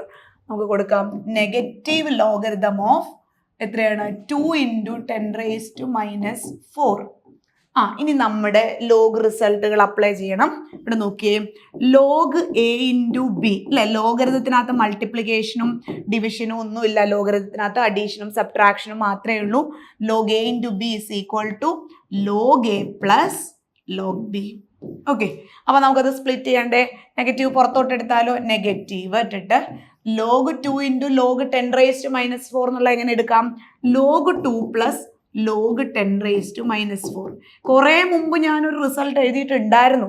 ആരെങ്കിലുമൊക്കെ ഓർമ്മിക്കുന്നുണ്ടോ എന്തോ? Log a⁻x is equal to x log a എന്നൊക്കെ എഴുതിയിട്ടുണ്ടായിരുന്നു. ഇനി ഈ റിസൾട്ട് കൂടെ നമുക്ക് ഇവിടെ അപ്ലൈ ചെയ്യണം. അപ്പം നെഗറ്റീവ് പുറത്ത് തന്നെ കിടക്കട്ടെ. സോ നെഗറ്റീവ് പുറത്തേക്ക് ഇട്ടിട്ട് log 2 - 4 log 10 എന്ന് വരും അല്ലേ? ഇനി log 10ന്റെ വാല്യൂ ഞാൻ മുമ്പ് പറഞ്ഞിട്ടുണ്ടായിരുന്നു. log 10 is equal to 1. അത് സബ്സ്റ്റിറ്റ്യൂട്ട് ചെയ്താലോ? സോ മൈനസ് വെളിയിലേക്ക് കൊടുക്കാം. log 2 - 4 എന്ന് വരും. ഇനി നെഗറ്റീവ് അകത്തേക്ക് അങ്ങോട്ട് എടുത്തോളൂ. അപ്പം എന്ത് വരും? 4 - log 2 എന്ന് വരും. log 2ന്റെ വാല്യൂ അവരവിടെ തന്നിട്ടില്ലേ? So what about the value given there? So 4 - 0.3010 വരും അല്ലേ? സോ വാല്യൂ ഇവിടെ തന്നിട്ടുണ്ട് 0.3010. The answer is 3 point something. 4 - 0.3 ആകുമ്പോഴത്തേക്കും ഫസ്റ്റ് ഡിജിറ്റ് വെച്ചിട്ടാണ് ഞാനിപ്പോൾ പറഞ്ഞത്. സോ 3.7. അപ്പം എന്താണ് 30? അപ്പുറത്തൊരു 10 കൂടി ഇല്ലേ? അപ്പോൾ 3.6 സംതിങ് ആണ് വരിക. So the answer is option B, 3.699. Answer അതല്ലേ എന്ന് നോക്കിക്കേ. 0.3010 മൈനസ് ചെയ്താൽ മതി. 3.699 അല്ലേ? അപ്പോൾ ഇവിടെ 4 മൈനസ് ആവുമ്പം 9 - 3 വരും അല്ലേ? 9 - 3 വരും. അപ്പോൾ 6 വരും. So the answer is 3.699. Okay, is it clear? Okay ആണോ? കണ്ടോ, കുഞ്ഞി ക്വസ്റ്റ്യൻ. എല്ലാം NCERT. Everything is purely based on NCERT text book. Okay, അപ്പോൾ നമുക്ക് അടുത്ത ക്വസ്റ്റ്യൻ്റെ പിന്നാലെ പോയാലോ? ചേസ് യുവർ ഡ്രീംസ് അല്ലേ? അതിൻ്റെ പിന്നാലെ നമ്മൾ പോകണം. നിങ്ങൾ ലയണിനെ ശ്രദ്ധിച്ചിട്ടുണ്ടോ? നിങ്ങൾ എന്താ പറയുക, ഈ ചാനലുകളൊക്കെ ഇങ്ങനെ മാറ്റി ഇങ്ങനെ പോയി കാണുന്ന സമയത്ത് എപ്പോഴെങ്കിലും ഇതേപോലത്തെ നമുക്ക് ഉപകാരപ്രദമായ എന്തെങ്കിലുമൊക്കെ ഒന്ന് കാണാനായിട്ട് ശ്രമിക്കണം. ആനിമൽ പ്ലാനറ്റൊക്കെ ഞാൻ ചെറുപ്പത്തിലൊക്കെ കാണുമായിരുന്നു കേട്ടോ. അപ്പോൾ എനിക്ക് ഭയങ്കരമായിട്ട് ഇഷ്ടപ്പെട്ട ഒരു കാര്യം എന്താണെന്നറിയോ? ഈ ലയൺ അതിൻ്റെ പ്രേയെ പിടിക്കുന്ന എങ്ങനെ, അതൊരു പ്രെഡേറ്റർ അല്ലേ, എങ്ങനെ പിടിക്കുന്നത് നിങ്ങൾ ശ്രദ്ധിച്ചിട്ടുണ്ടോ? വളരെ സ്ലോലി പതുക്കെ പോയിരുന്നിട്ട് അവന് അവസരം വരുമ്പോൾ ചാടി വീഴുക ചെയ്യുന്നത് അല്ലേ? നിങ്ങൾ ഈ 12 വർഷം പഠിച്ചതിൻ്റെ മക്കളെ എന്തൊക്കെ പഠിച്ചു എന്നുള്ളതിൻ്റെ ഒരു റിഫ്ലക്ഷനാണ്. അപ്പോൾ ഇതാണ് നിങ്ങളുടെ ഏറ്റവും നല്ല ഫൈനസ്റ്റ് മൊമെൻറ്റ് അല്ലേ? അത് വേണം നമ്മളത് ഡ്രീമിൻ്റെ പിന്നാലെ ചേസ് ചെയ്യണം. ആ ഇരയുടെ പിന്നാലെ ഇങ്ങനെ പോകണം അല്ലേ? Chase your dreams. ഏറ്റവും നല്ല മിടുക്കരാവട്ടെ. Okay, come to the next question. അതെന്താണെങ്കിലും സെക്കൻഡ് ഇയറിലേക്ക് എത്തിയിട്ടുണ്ട്. യൂണിറ്റ് 2 ആണ്, ഇലക്ട്രോ കെമിസ്ട്രി. ഓക്കെ, കുറച്ചും കൂടെ നിങ്ങളോട് ക്ലോസസ്റ്റ് ആയിട്ട് നിൽക്കുന്നതല്ലേ, ഇപ്പോൾ റീസെൻ്റ്ലി പഠിച്ചുകൊണ്ടിരിക്കുന്നതാകുമ്പോൾ നിങ്ങൾക്ക് അറിയാം. ഇലക്ട്രോ കെമിസ്ട്രിയിലെ ക്വസ്റ്റ്യൻ ആണ്. Which of the following is the correct order of conductivity? Conductivity കാപ്പയല്ലേ അല്ലേ? So inverse of resistivity is called conductivity. Kappa എന്ന് പറഞ്ഞ കെ അങ്ങനെയല്ലേ റെപ്രസെന്റ് ചെയ്തിരിക്കുന്നത്? കെ വെച്ചിട്ടാണ് നിങ്ങൾ പഠിച്ചത്, കണ്ടക്ടിവിറ്റി പഠിച്ചതാണല്ലോ അല്ലേ? കെയുടെ വാല്യൂ വെച്ചിട്ടാണ് നമ്മൾ ഓരോരുത്തരെയും അസസ് ചെയ്യുന്നത്. കണ്ടക്ടർ ആണോ, ഇൻസുലേറ്റർ ആണോ, സെമി കണ്ടക്ടർ ആണോ എന്നൊക്കെ നമ്മൾ പറയുന്നത് കെയുടെ വാല്യൂ വെച്ചിട്ടാണ്. സോ ഇക്വേഷനൊക്കെ ഓർമ്മയുണ്ടാവും എന്ന് എനിക്ക് തോന്നുന്നു. K is equal to 1/r × L/A എന്നൊക്കെ പറഞ്ഞ് പഠിച്ചല്ലേ അല്ലേ? So K is equal to എഴുതണോ ഞാൻ? K is equal to 1/r × L/A. Okay, L/A. എടാ ഇതിനകത്ത് യൂണിറ്റ് പറഞ്ഞേടാ, ഓം ആണ് നമ്മുടെ റെസിസ്റ്റൻസിന്റെ യൂണിറ്റ്. അപ്പോൾ ഇവിടെ ഓം ഇൻവേഴ്സ് വരും അല്ലേ? ഓം ഇൻവേഴ്സ് വരും. ഓം ഇൻവേഴ്സിന്റെ പേര് മോ എന്നൊരു യൂണിറ്റ് ഉണ്ട്, സീമൻ എന്ന് പറഞ്ഞൊരു യൂണിറ്റും ഉണ്ട്. ഇവിടെ എന്ത് വരുന്നുണ്ട്? Metre inverse. നമുക്ക് SI കൊടുക്കാം, മീറ്റർ ഇൻവേഴ്സ് അല്ലേ? സീമൻ മീറ്റർ ഇൻവേഴ്സിലാണ്, നമുക്ക് സീമൻ പെർ മീറ്ററിലാണ് തന്നിരിക്കുന്നത് അല്ലേ? ക്വസ്റ്റ്യൻ പിടിയിട്ടു. അപ്പൊ കെയുടെ വാല്യൂ വെച്ച് നമുക്ക് ആൾക്കാരെ അളക്കാൻ പറ്റും. We can measure the element of compounds whether it is a conductor, insulator or a semiconductor. Okay, then അപ്പൊ നമുക്കൊന്ന് നോക്കിയാലോ? NCERT വെച്ച് നോക്കണ്ടേ അല്ലേ? ഞാൻ പറഞ്ഞ വാക്ക് പാലിച്ച് തന്നേക്കാം. NCERT വെച്ച് നോക്കിയേക്കാം. ദാ ടേബിൾ നമ്പർ 2.2 എടുത്തോ? Table number 2.2. അപ്പൊ തന്ന ആൾക്കാരെയൊക്കെ ഓർമ്മയുണ്ടല്ലോ അല്ലേ? ആരെയൊക്കെ നമുക്ക് തന്നിട്ടുണ്ടെന്നുള്ളത്. തന്ന ആൾക്കാർ ആരൊക്കെയാണ്? നമുക്ക് തന്നിരിക്കുന്നത് സിൽവർ തന്നിട്ടുണ്ട് അല്ലെ? AG കണ്ട പോലെ എനിക്കൊരു തോന്നല് അയൺ, സോഡിയം, കോപ്പർ, സിൽവർ ആണ് അല്ലെ? ആദ്യത്തെ വെച്ചിട്ടാണ് ഞാൻ നോക്കുന്നത്. അയൺ, സോഡിയം, അതെ, കോപ്പർ, സിൽവർ. അപ്പൊ ഇവരെല്ലാം കൂടെ നിരത്തി പിടിച്ചാണ് തന്നിരിക്കുന്നത്.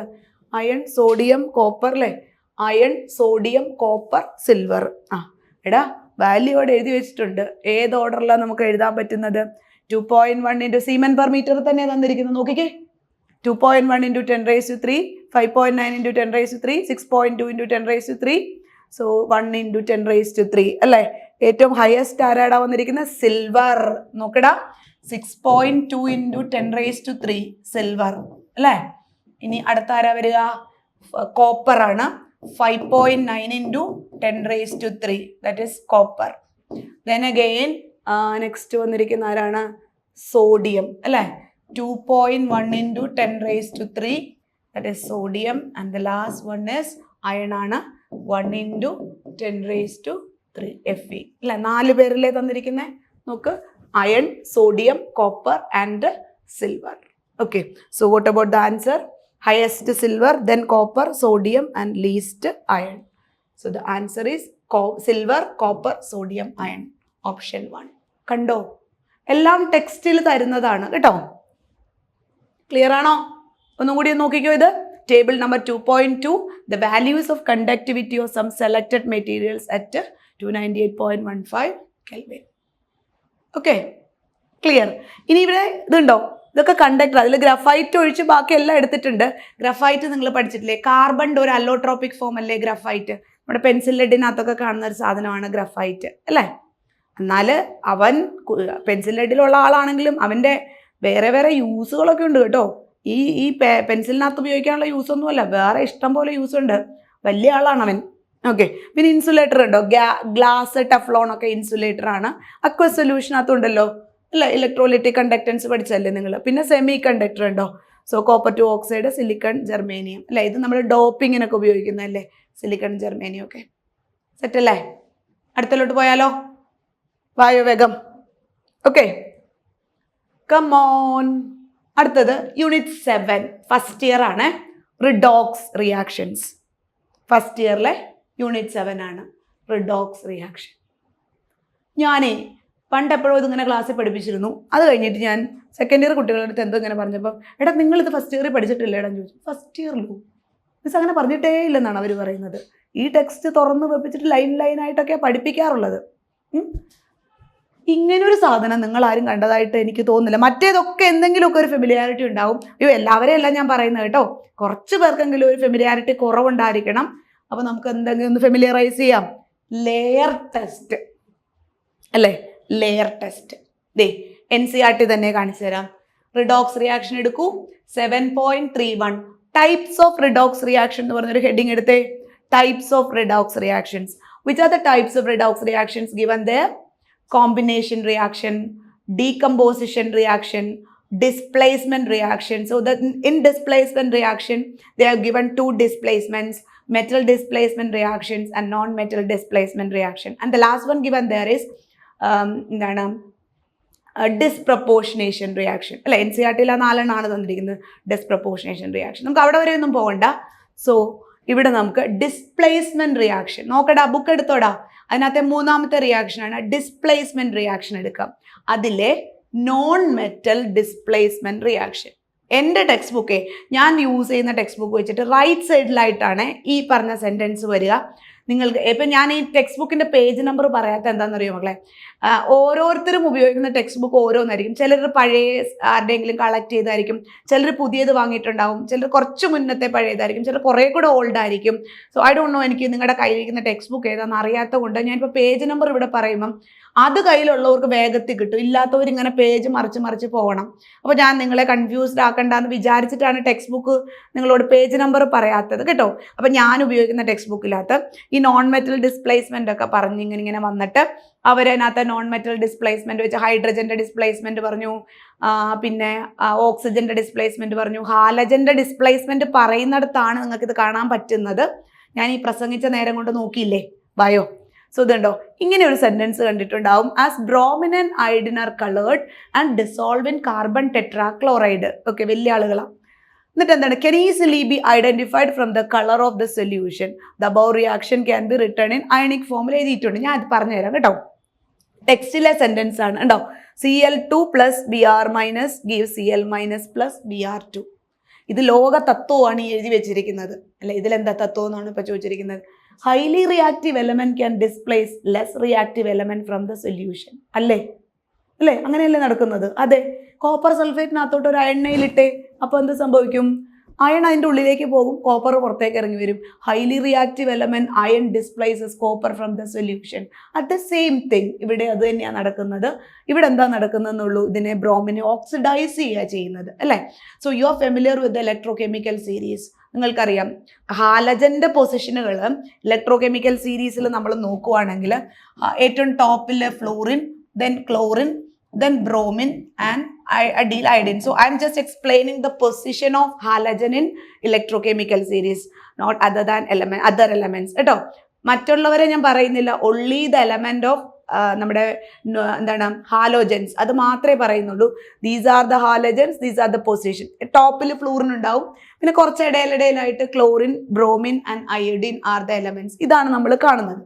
സോ നിങ്ങൾ ഇലക്ട്രോ കെമിസ്ട്രിയിലും പഠിച്ചിട്ടുണ്ടാവും, fluorine can displace chlorine, bromine and iodine from the solution അല്ലേ. സിമിലർലി ഇവിടെ നോക്കിക്കേടാ, chlorine can displace bromine and iodine, whereas in the case of iodine iodine cannot displace and the bromine can displace iodine. കണ്ടോ, ഞാൻ ആ displacement ആയി വരച്ചു വെച്ചിരിക്കുന്നത്. So layer ടെസ്റ്റിലേക്ക് നമ്മൾ വരിക ചെയ്യുന്നത്, fluorine is the strongest oxidizing agent. It can displace chlorine, bromine and iodine from the solution. Then chlorine can displace bromine and iodine, and bromine can displace iodine. Iodine cannot displace any of the above. Okay, ഈ താഴോട്ട് വായിച്ചുവായോ ഉണ്ടോ. അപ്പൊ chlorine ഗ്യാസിനെ നിങ്ങൾ എന്ത് ചെയ്യണം, KBr മീഡിയത്തിലേക്ക് pass ചെയ്യുക. നിങ്ങൾ കുറച്ച് പൊട്ടാഷ്യം ബ്രോമൈഡ് എടുക്കുക. ഞാൻ പറഞ്ഞ കേട്ടോ, ഒന്ന് ശ്രദ്ധിച്ച്. കുറച്ച് പൊട്ടാഷ്യം ബ്രോമൈഡ് എടുക്കുക, വെള്ളത്തിൽ കലക്കുക, എന്നിട്ട് അതിനകത്ത് കാർബൺ ടെട്രാ ക്ലോറൈഡ് ഒഴിക്കുക. ഇപ്പോൾ ബ്രോമിൻ ആസിറ്റീസ് നമ്മൾക്ക് കിട്ടാൻ വഴിയില്ല. ഇങ്ങനെ ചെറിയ വയലുകൾ, ഇങ്ങനെ ഗ്ലാസ് പാത്രങ്ങളാണ്, ഗ്ലാസിൻ്റെ കുഞ്ഞി ടെസ്റ്റ് ട്യൂബ് പോലെ ഇരിക്കുന്ന സാധനങ്ങളാണ്. വയലുകൾക്കകത്താണ് ബ്രോമിൻ വെക്കുക. കൊറോസീവാണ് ബ്രോമിൻ, നമുക്ക് വാങ്ങാനും കിട്ടില്ല, ലബോറട്ടറി യൂസിന് കിട്ടുന്നതാണ്. ഞാൻ എക്സ്പെരിമെൻറ്റ് ചെയ്തിട്ടുള്ളതുകൊണ്ട് എനിക്ക് കൃത്യമായിട്ട് അറിയാം. ലോ ടെമ്പറേച്ചറിലാണ് നമ്മൾ വെക്കുന്ന, ഐസിൻ്റെ പുറത്തൊക്കെ വെച്ചിട്ടാണ്, എക്സ്പെരിമെൻറ്റിന് മുമ്പ് പോലും വെച്ചിട്ടാണ് നമ്മൾ ജസ്റ്റ് എടുത്ത് ചെയ്യുന്നത്. അപ്പം എനിവേ, ഇത് നിങ്ങൾക്ക് എന്താണെങ്കിലും വാങ്ങാൻ കിട്ടില്ലല്ലോ. അപ്പം കിട്ടുന്ന രീതിയിൽ എക്സ്പെരിമെൻറ്റ് ഇൻ്റർപ്രിറ്റ് ചെയ്ത് തരണ്ടേ. അപ്പം ഞാൻ എന്താ പറഞ്ഞതെന്ന് കേട്ടോ, കുറച്ച് പൊട്ടാഷ്യം ബ്രോമൈഡ് ഒരു ബീക്കർ ലെവലിൽ എടുക്കുക. എന്നിട്ട് എന്ത് ചെയ്യണം, അതിനകത്തേക്ക് അല്ലെ ടെസ്റ്റ് ട്യൂബിൽ എടുത്തോ, കുഴപ്പമൊന്നുമില്ല, ടെസ്റ്റ് ട്യൂബിൽ എടുക്കുക. കുറച്ച് വെള്ളം ഒഴിച്ചിട്ട് നന്നായിട്ട് ഇങ്ങനെ ഷേക്ക് ചെയ്യുക, അതങ്ങ് ഡിസോൾവ് ആകും. ഓക്കെ, ഇങ്ങനെ ഷേക്ക് ചെയ്ത് ഡിസോൾവ് ആക്കുക. അതിൻ്റെ പുറത്തേക്ക് എന്ത് ചെയ്യണം, കുറച്ച് കാർബൺ ടെട്രാ ക്ലോറൈഡ് ഒഴിക്കുക. ഒരു കോർക്ക് കൊണ്ട് അടച്ചിട്ട് നന്നായിട്ട് ഇങ്ങനെ ഷേക്ക് ചെയ്യുക. എന്നിട്ട് എന്ത് ചെയ്യണം മക്കളെ, അതിനകത്തേക്ക് നിങ്ങൾ ടെസ്റ്റ് ട്യൂബ് സ്റ്റാൻഡിലേക്ക് ഈ സാധനം ഇറക്കി വെക്കുക, കോർക്ക് അങ്ങ് റിമൂവ് ചെയ്യുക. അതിനകത്തേക്ക് നമ്മൾ എന്ത് ചെയ്യണം, HCl ക്ലോറിൻ ഗ്യാസോ അതിനകത്തേക്ക് പാസ് ചെയ്ത് കൊടുക്കുക. ഇവിടെ ക്ലോറിൻ ആണ് എഴുതിയിരിക്കുന്നത്, പാസ് ചെയ്ത് കൊടുക്കുക. അപ്പോൾ എന്ത് സംഭവിക്കും, chlorine displaces bromine from the medium. അപ്പോൾ എന്ത് കിട്ടുന്നുണ്ട്, ബ്രോമിൻ അവിടുന്ന് പുറത്തേക്ക് വരും ഉണ്ടോ. അപ്പോൾ 0 to -1 reduction and -1 to 0 oxidation ഉണ്ടോ. അപ്പോൾ ക്ലോറിൻ ഒരു ഓക്സിഡൈസിങ് ഏജന്റ് ആണ്. അപ്പോൾ എന്ത് ചെയ്യുന്നുണ്ട്, ബ്രോമിനെ ലിബറേറ്റ് ചെയ്യിപ്പിക്കും. അപ്പോൾ ബ്രോമിൻ പൊന്തി മുകളിലോട്ട് കയറി വരും.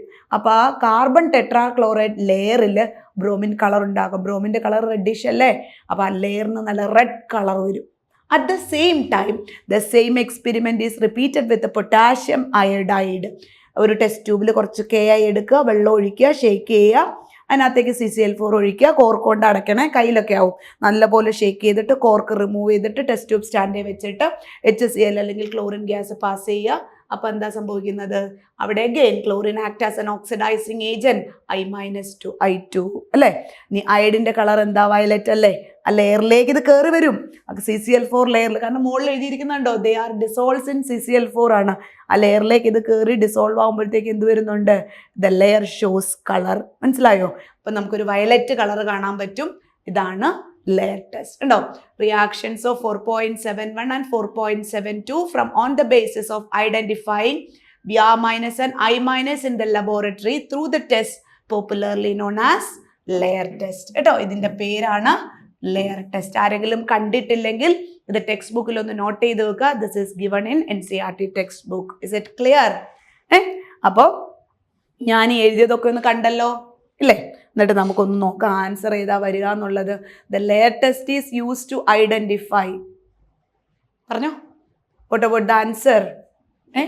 എനിക്ക് നിങ്ങളുടെ ആൻസറാണ് കേൾക്കേണ്ടത്, ഞാൻ പറയുന്ന ആൻസർ അല്ലല്ലോ. ഇപ്പം നമ്മൾ പലയിടത്ത് ഡിസ്കസ് ചെയ്യുന്നതല്ലേ. പറഞ്ഞേ, ബ്രോമൈഡ് അല്ലേ.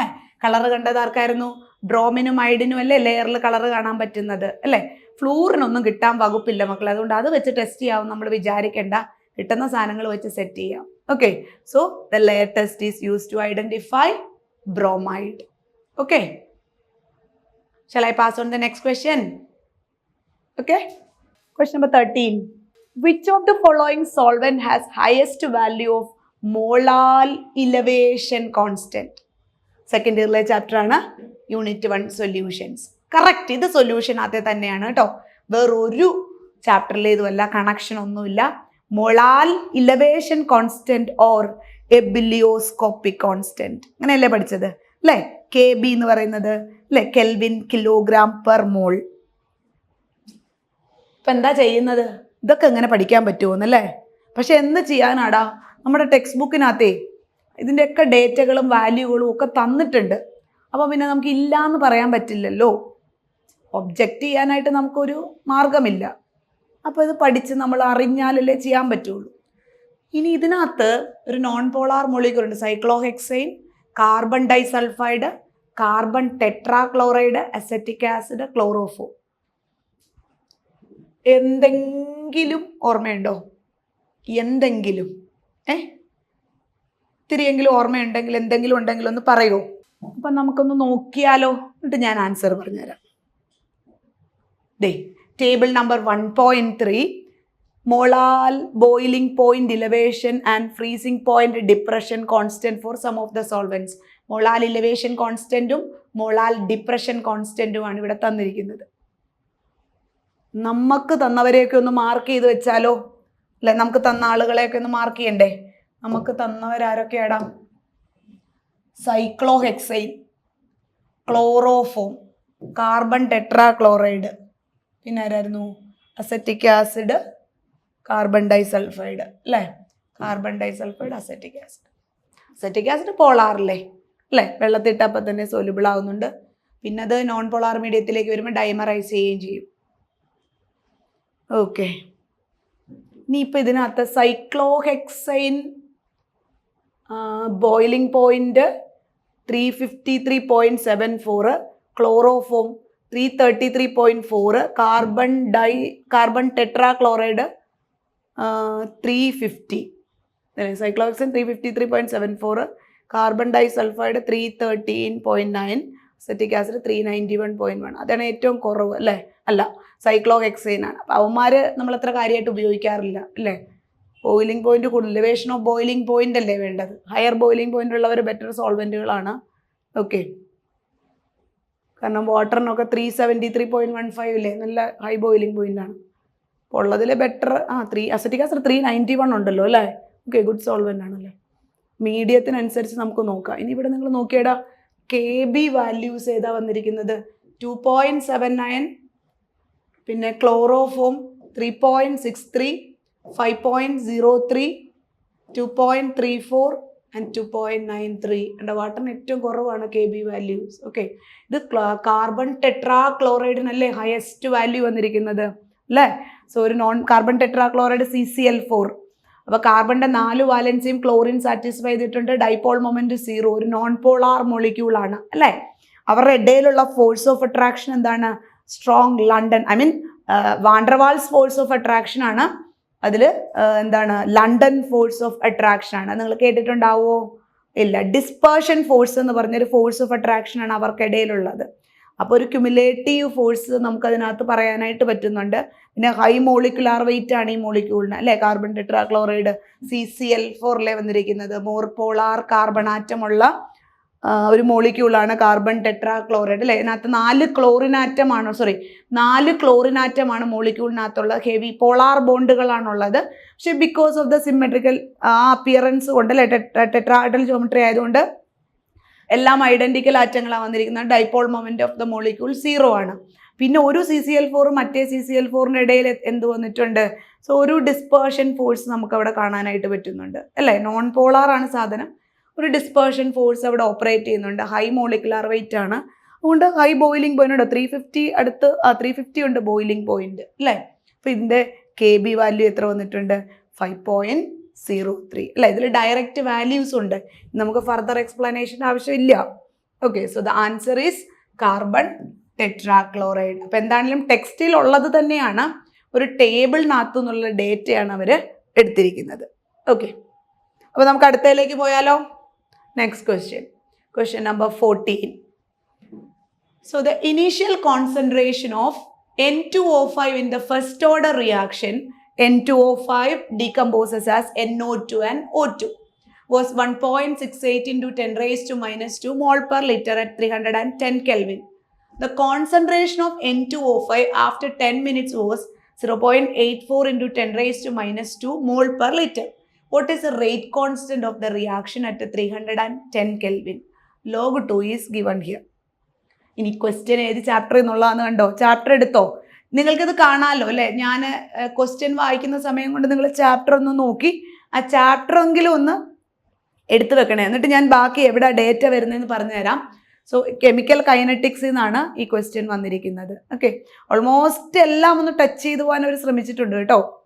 എല്ലാ ചാപ്റ്ററിൽ നിന്നും ക്വസ്റ്റ്യൻസ് മാക്സിമം കിട്ടത്തക്ക രീതിയിലാണ് പോയിരിക്കുന്നത്. എന്തെങ്കിലും ഐഡിയ കിട്ടിയോ? ഓക്കെ, ഐഡിയ കിട്ടിയില്ലെങ്കിൽ get idea. An idea can change your life. Okay, വായോ. എന്താ ഇപ്പം ചെയ്യുക? എവിടെയെങ്കിലും കണ്ടു പരിചയമുണ്ടോ? എന്നാൽ ഞാൻ കാണിച്ചു തരട്ടെ. വാ, ഇവിടെ നോക്ക്. ദ ഇൻ്റഗ്രേറ്റഡ് റേറ്റ് ഇക്വേഷൻസ് 3.3, അതിലെ 3.32 ഫസ്റ്റ് ഓർഡർ റിയാക്ഷൻസ് എടുക്കുക. Integrated rate equation 3.32 first order reactions എടുത്തോ? ഒന്ന് വേഗം എടുക്ക്, എന്തൊരു താമസം ഇത്. ഇൻ്റഗ്രേറ്റഡ് റേറ്റ് ഇക്വേഷൻ എന്ന് പറഞ്ഞ ഹെഡിങ് കിട്ടിയോ? അതിൽ ആദ്യം 0 ഓർഡർ ആയിരിക്കും, മറിച്ചിട്ട് വായോ. അങ്ങനെ വരുമ്പോൾ ഫസ്റ്റ് ഓർഡർ എന്ന് ഹെഡിങ് കണ്ടോ? എന്നിട്ട് അവിടെ ഇങ്ങനെ ഇക്വേഷൻ ഡിറൈവ് ചെയ്ത് പോകുന്നത് കണ്ടില്ലേ? എന്നിട്ട് അവിടെ ഞാൻ നമ്പർ ഇട്ടിട്ടുണ്ടടാ. എന്താണ് നമ്മുടെ ആദ്യത്തെ ഇക്വേഷൻ അവിടെ എഴുതിയിട്ടുണ്ടാവും. LN our എഴുതിയിട്ടുണ്ടാവും LNR is equal to minus KT plus LNR0 എന്ന് പറഞ്ഞൊരു ഇക്വേഷൻ കണ്ടോ? 1 എന്നും 2 ഒന്നും എഴുതാതെ direct LNR is equal to എന്നും പറഞ്ഞ് എഴുതിയിരിക്കുന്നത് കണ്ടോ? ഉണ്ടോ ബുക്കിനകത്ത്? ഇങ്ങനെ ഒരു ഇക്വേഷൻ ഉണ്ടാവും. LNR is equal to minus KT plus LNR0 എന്ന് പറഞ്ഞ ഇക്വേഷനൊക്കെ കണ്ടില്ലേ? കണ്ടോ? അതൊക്കെ കഴിഞ്ഞിട്ട് താഴോട്ട് വാ. 3.8 ഇക്വേഷൻ 3.8 ആണ് ഞാൻ എടുത്തിരിക്കുന്നത്. At the time T1 from the equation, let the time. നമ്മളൊരു റിയാക്ഷൻ 2 ഡിഫറെൻറ്റ് ടൈമിലാണ് ചെയ്യുന്നതെന്ന് വിചാരിക്കുക. അപ്പോൾ R എന്ന് പറഞ്ഞാൽ എന്താണ്? ക്വാണ്ടിറ്റി അറ്റ് T ടൈമാണ് അല്ലേ? R0 ഇസ് ഇനീഷ്യൽ ക്വാണ്ടിറ്റിയും R is a quantity at T ടൈമും. ഞാൻ പറയുന്നത് കേൾക്കാതെ നിങ്ങൾ അവിടെ എന്തെടുക്കുക? ഇങ്ങോട്ട് ശ്രദ്ധിച്ചേ. സോ എന്താ ഇവിടെ പറഞ്ഞിരിക്കുന്നത്?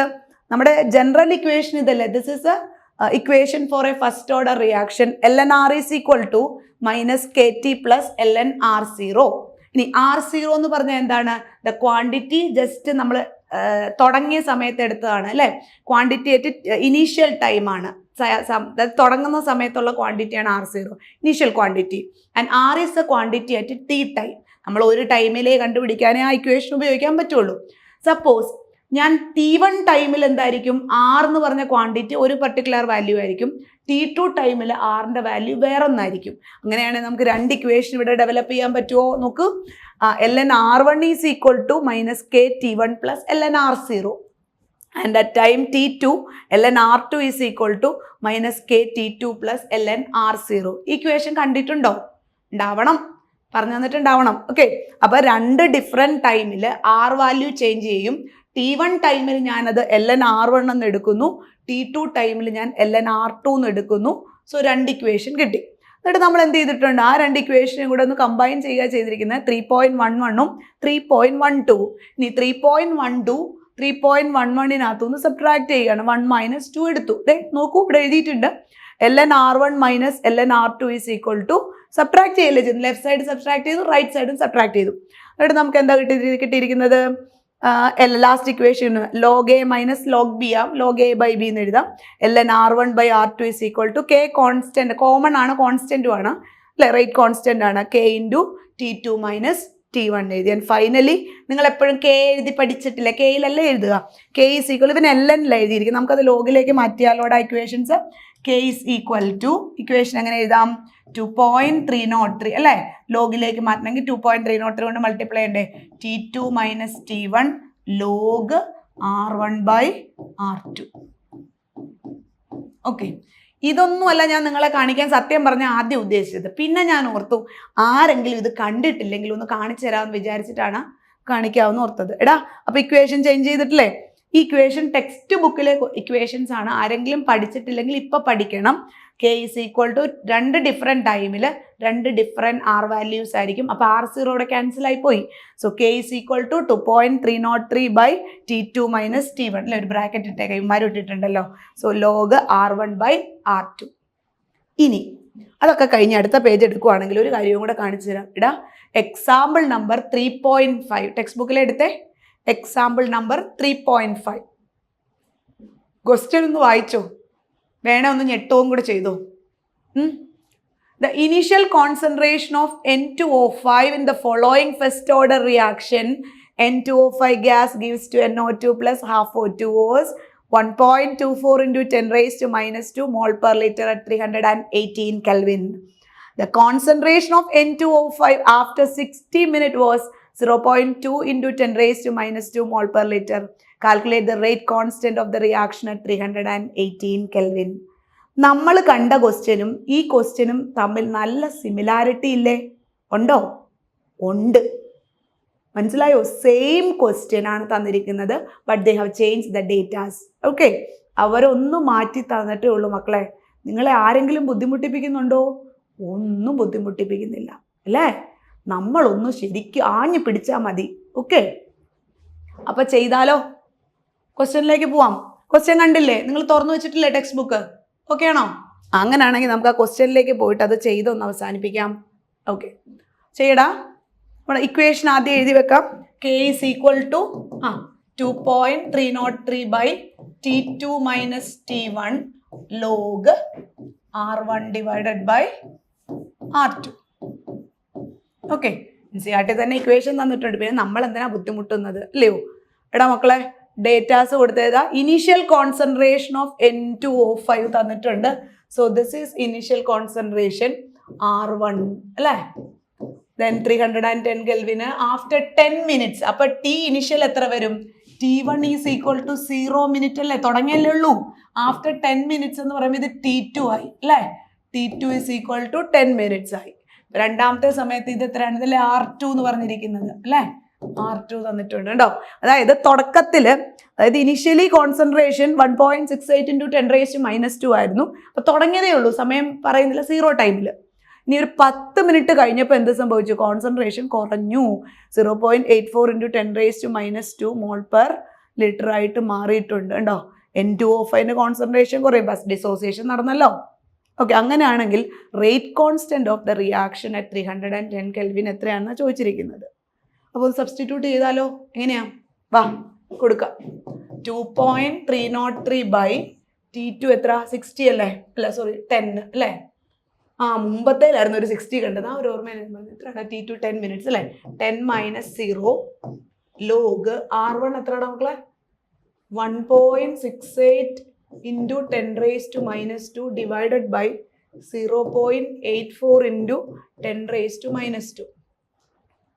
ഇനിയിപ്പോൾ എങ്ങനെ ചെയ്യുന്ന നിങ്ങൾ? ലോഗിൽ അങ്ങോട്ട് കട്ട് ചെയ്യാൻ പറ്റുമോ? ഞാൻ ആദ്യം ഇതങ്ങോട്ട് കട്ട് ചെയ്യാൻ 2 എണ്ണം എല്ലാം കൂടെ കട്ട് ചെയ്ത് ഞാൻ നിങ്ങളെ കൺഫ്യൂഷൻ ആക്കുന്നില്ല. 2.03 ഡിവൈഡഡ് ബൈ 10 ലോഗ് മക്കളെ. എടാ 1.68നെയും 100 കൊണ്ട് മൾട്ടിപ്ലൈ ചെയ്യുക, 0.84നെയും 100 കൊണ്ട് മൾട്ടിപ്ലൈ ചെയ്യുക. ഞാൻ പറഞ്ഞ പടി കിട്ടിയോ?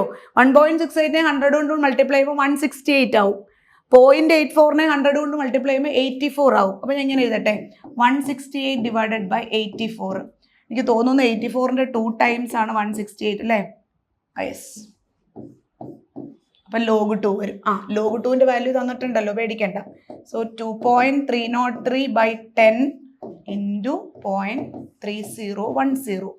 എടാ പിള്ളേരെ, എടാ നമ്മളെ ഈ 2.303 × 0.3010യുടെ വാല്യൂ ഒരു സ്ഥലത്ത് മൾട്ടിപ്ലൈ ചെയ്ത് പഠിച്ചിട്ടുണ്ട്.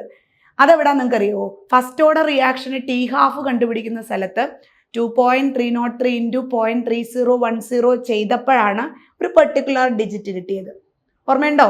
നിങ്ങൾ ഈ കാണാതെ പഠിച്ച് വെക്കുന്ന സമയത്ത് ആ വന്ന വഴിയും കൂടെ ഒന്ന്, അല്ലേ, വന്ന വഴി മറക്കരുതെന്നാണ് നമ്മൾ പറയാറുള്ളത്. ആ വന്ന വഴിയും കൂടെ ഒന്ന് നോക്കിയിരുന്നെങ്കിൽ നിങ്ങൾക്ക് എളുപ്പം ഉണ്ടാവും. ശരിയല്ലേ? നമ്മുടെ ഫുട് പ്രിൻറ്റ്സ് ഒന്ന് തിരിഞ്ഞ് നോക്കിക്കേ, അല്ലേ? ഭംഗിയുണ്ടാവില്ലേ? അല്ലേ? നന്നായി പഠിച്ചിട്ടുണ്ടെങ്കിൽ ആ ഫുട് പ്രിൻറ്റ്സിന് നല്ല ഭംഗിയുണ്ടാവും. ശരിയല്ലേ? ഓക്കെ, അപ്പോൾ ഇതിൻ്റെ വാല്യൂ എത്ര വരിക? ഓക്കെ, 0.693 ബൈ 10 വരും. That is 0.0693. ഇവിടുത്തെ യൂണിറ്റ് ഏതായിരുന്നു മക്കളെ? 10 മിനിറ്റ്. അപ്പം minute inverse. So the answer is this one. Okay, ഇതാണ് നമ്മുടെ answer. Is it clear? Okay, സെറ്റാണോ? അപ്പോൾ ഏതാണ് ഓപ്ഷൻ കൊടുക്കുക? അയ്യോ, 0.0693. ഞാനേ ഈ ഡി ഓപ്ഷൻ നോക്കിയപ്പോൾ എന്തോ ഒരു ഇതുപോലെ തോന്നി. 0639 അല്ലേ? ഇതല്ലേ നമ്മുടെ ആൻസർ? 0. അങ്ങോട്ട് പോയോ? നിൽക്കേ, മാർക്ക് 0.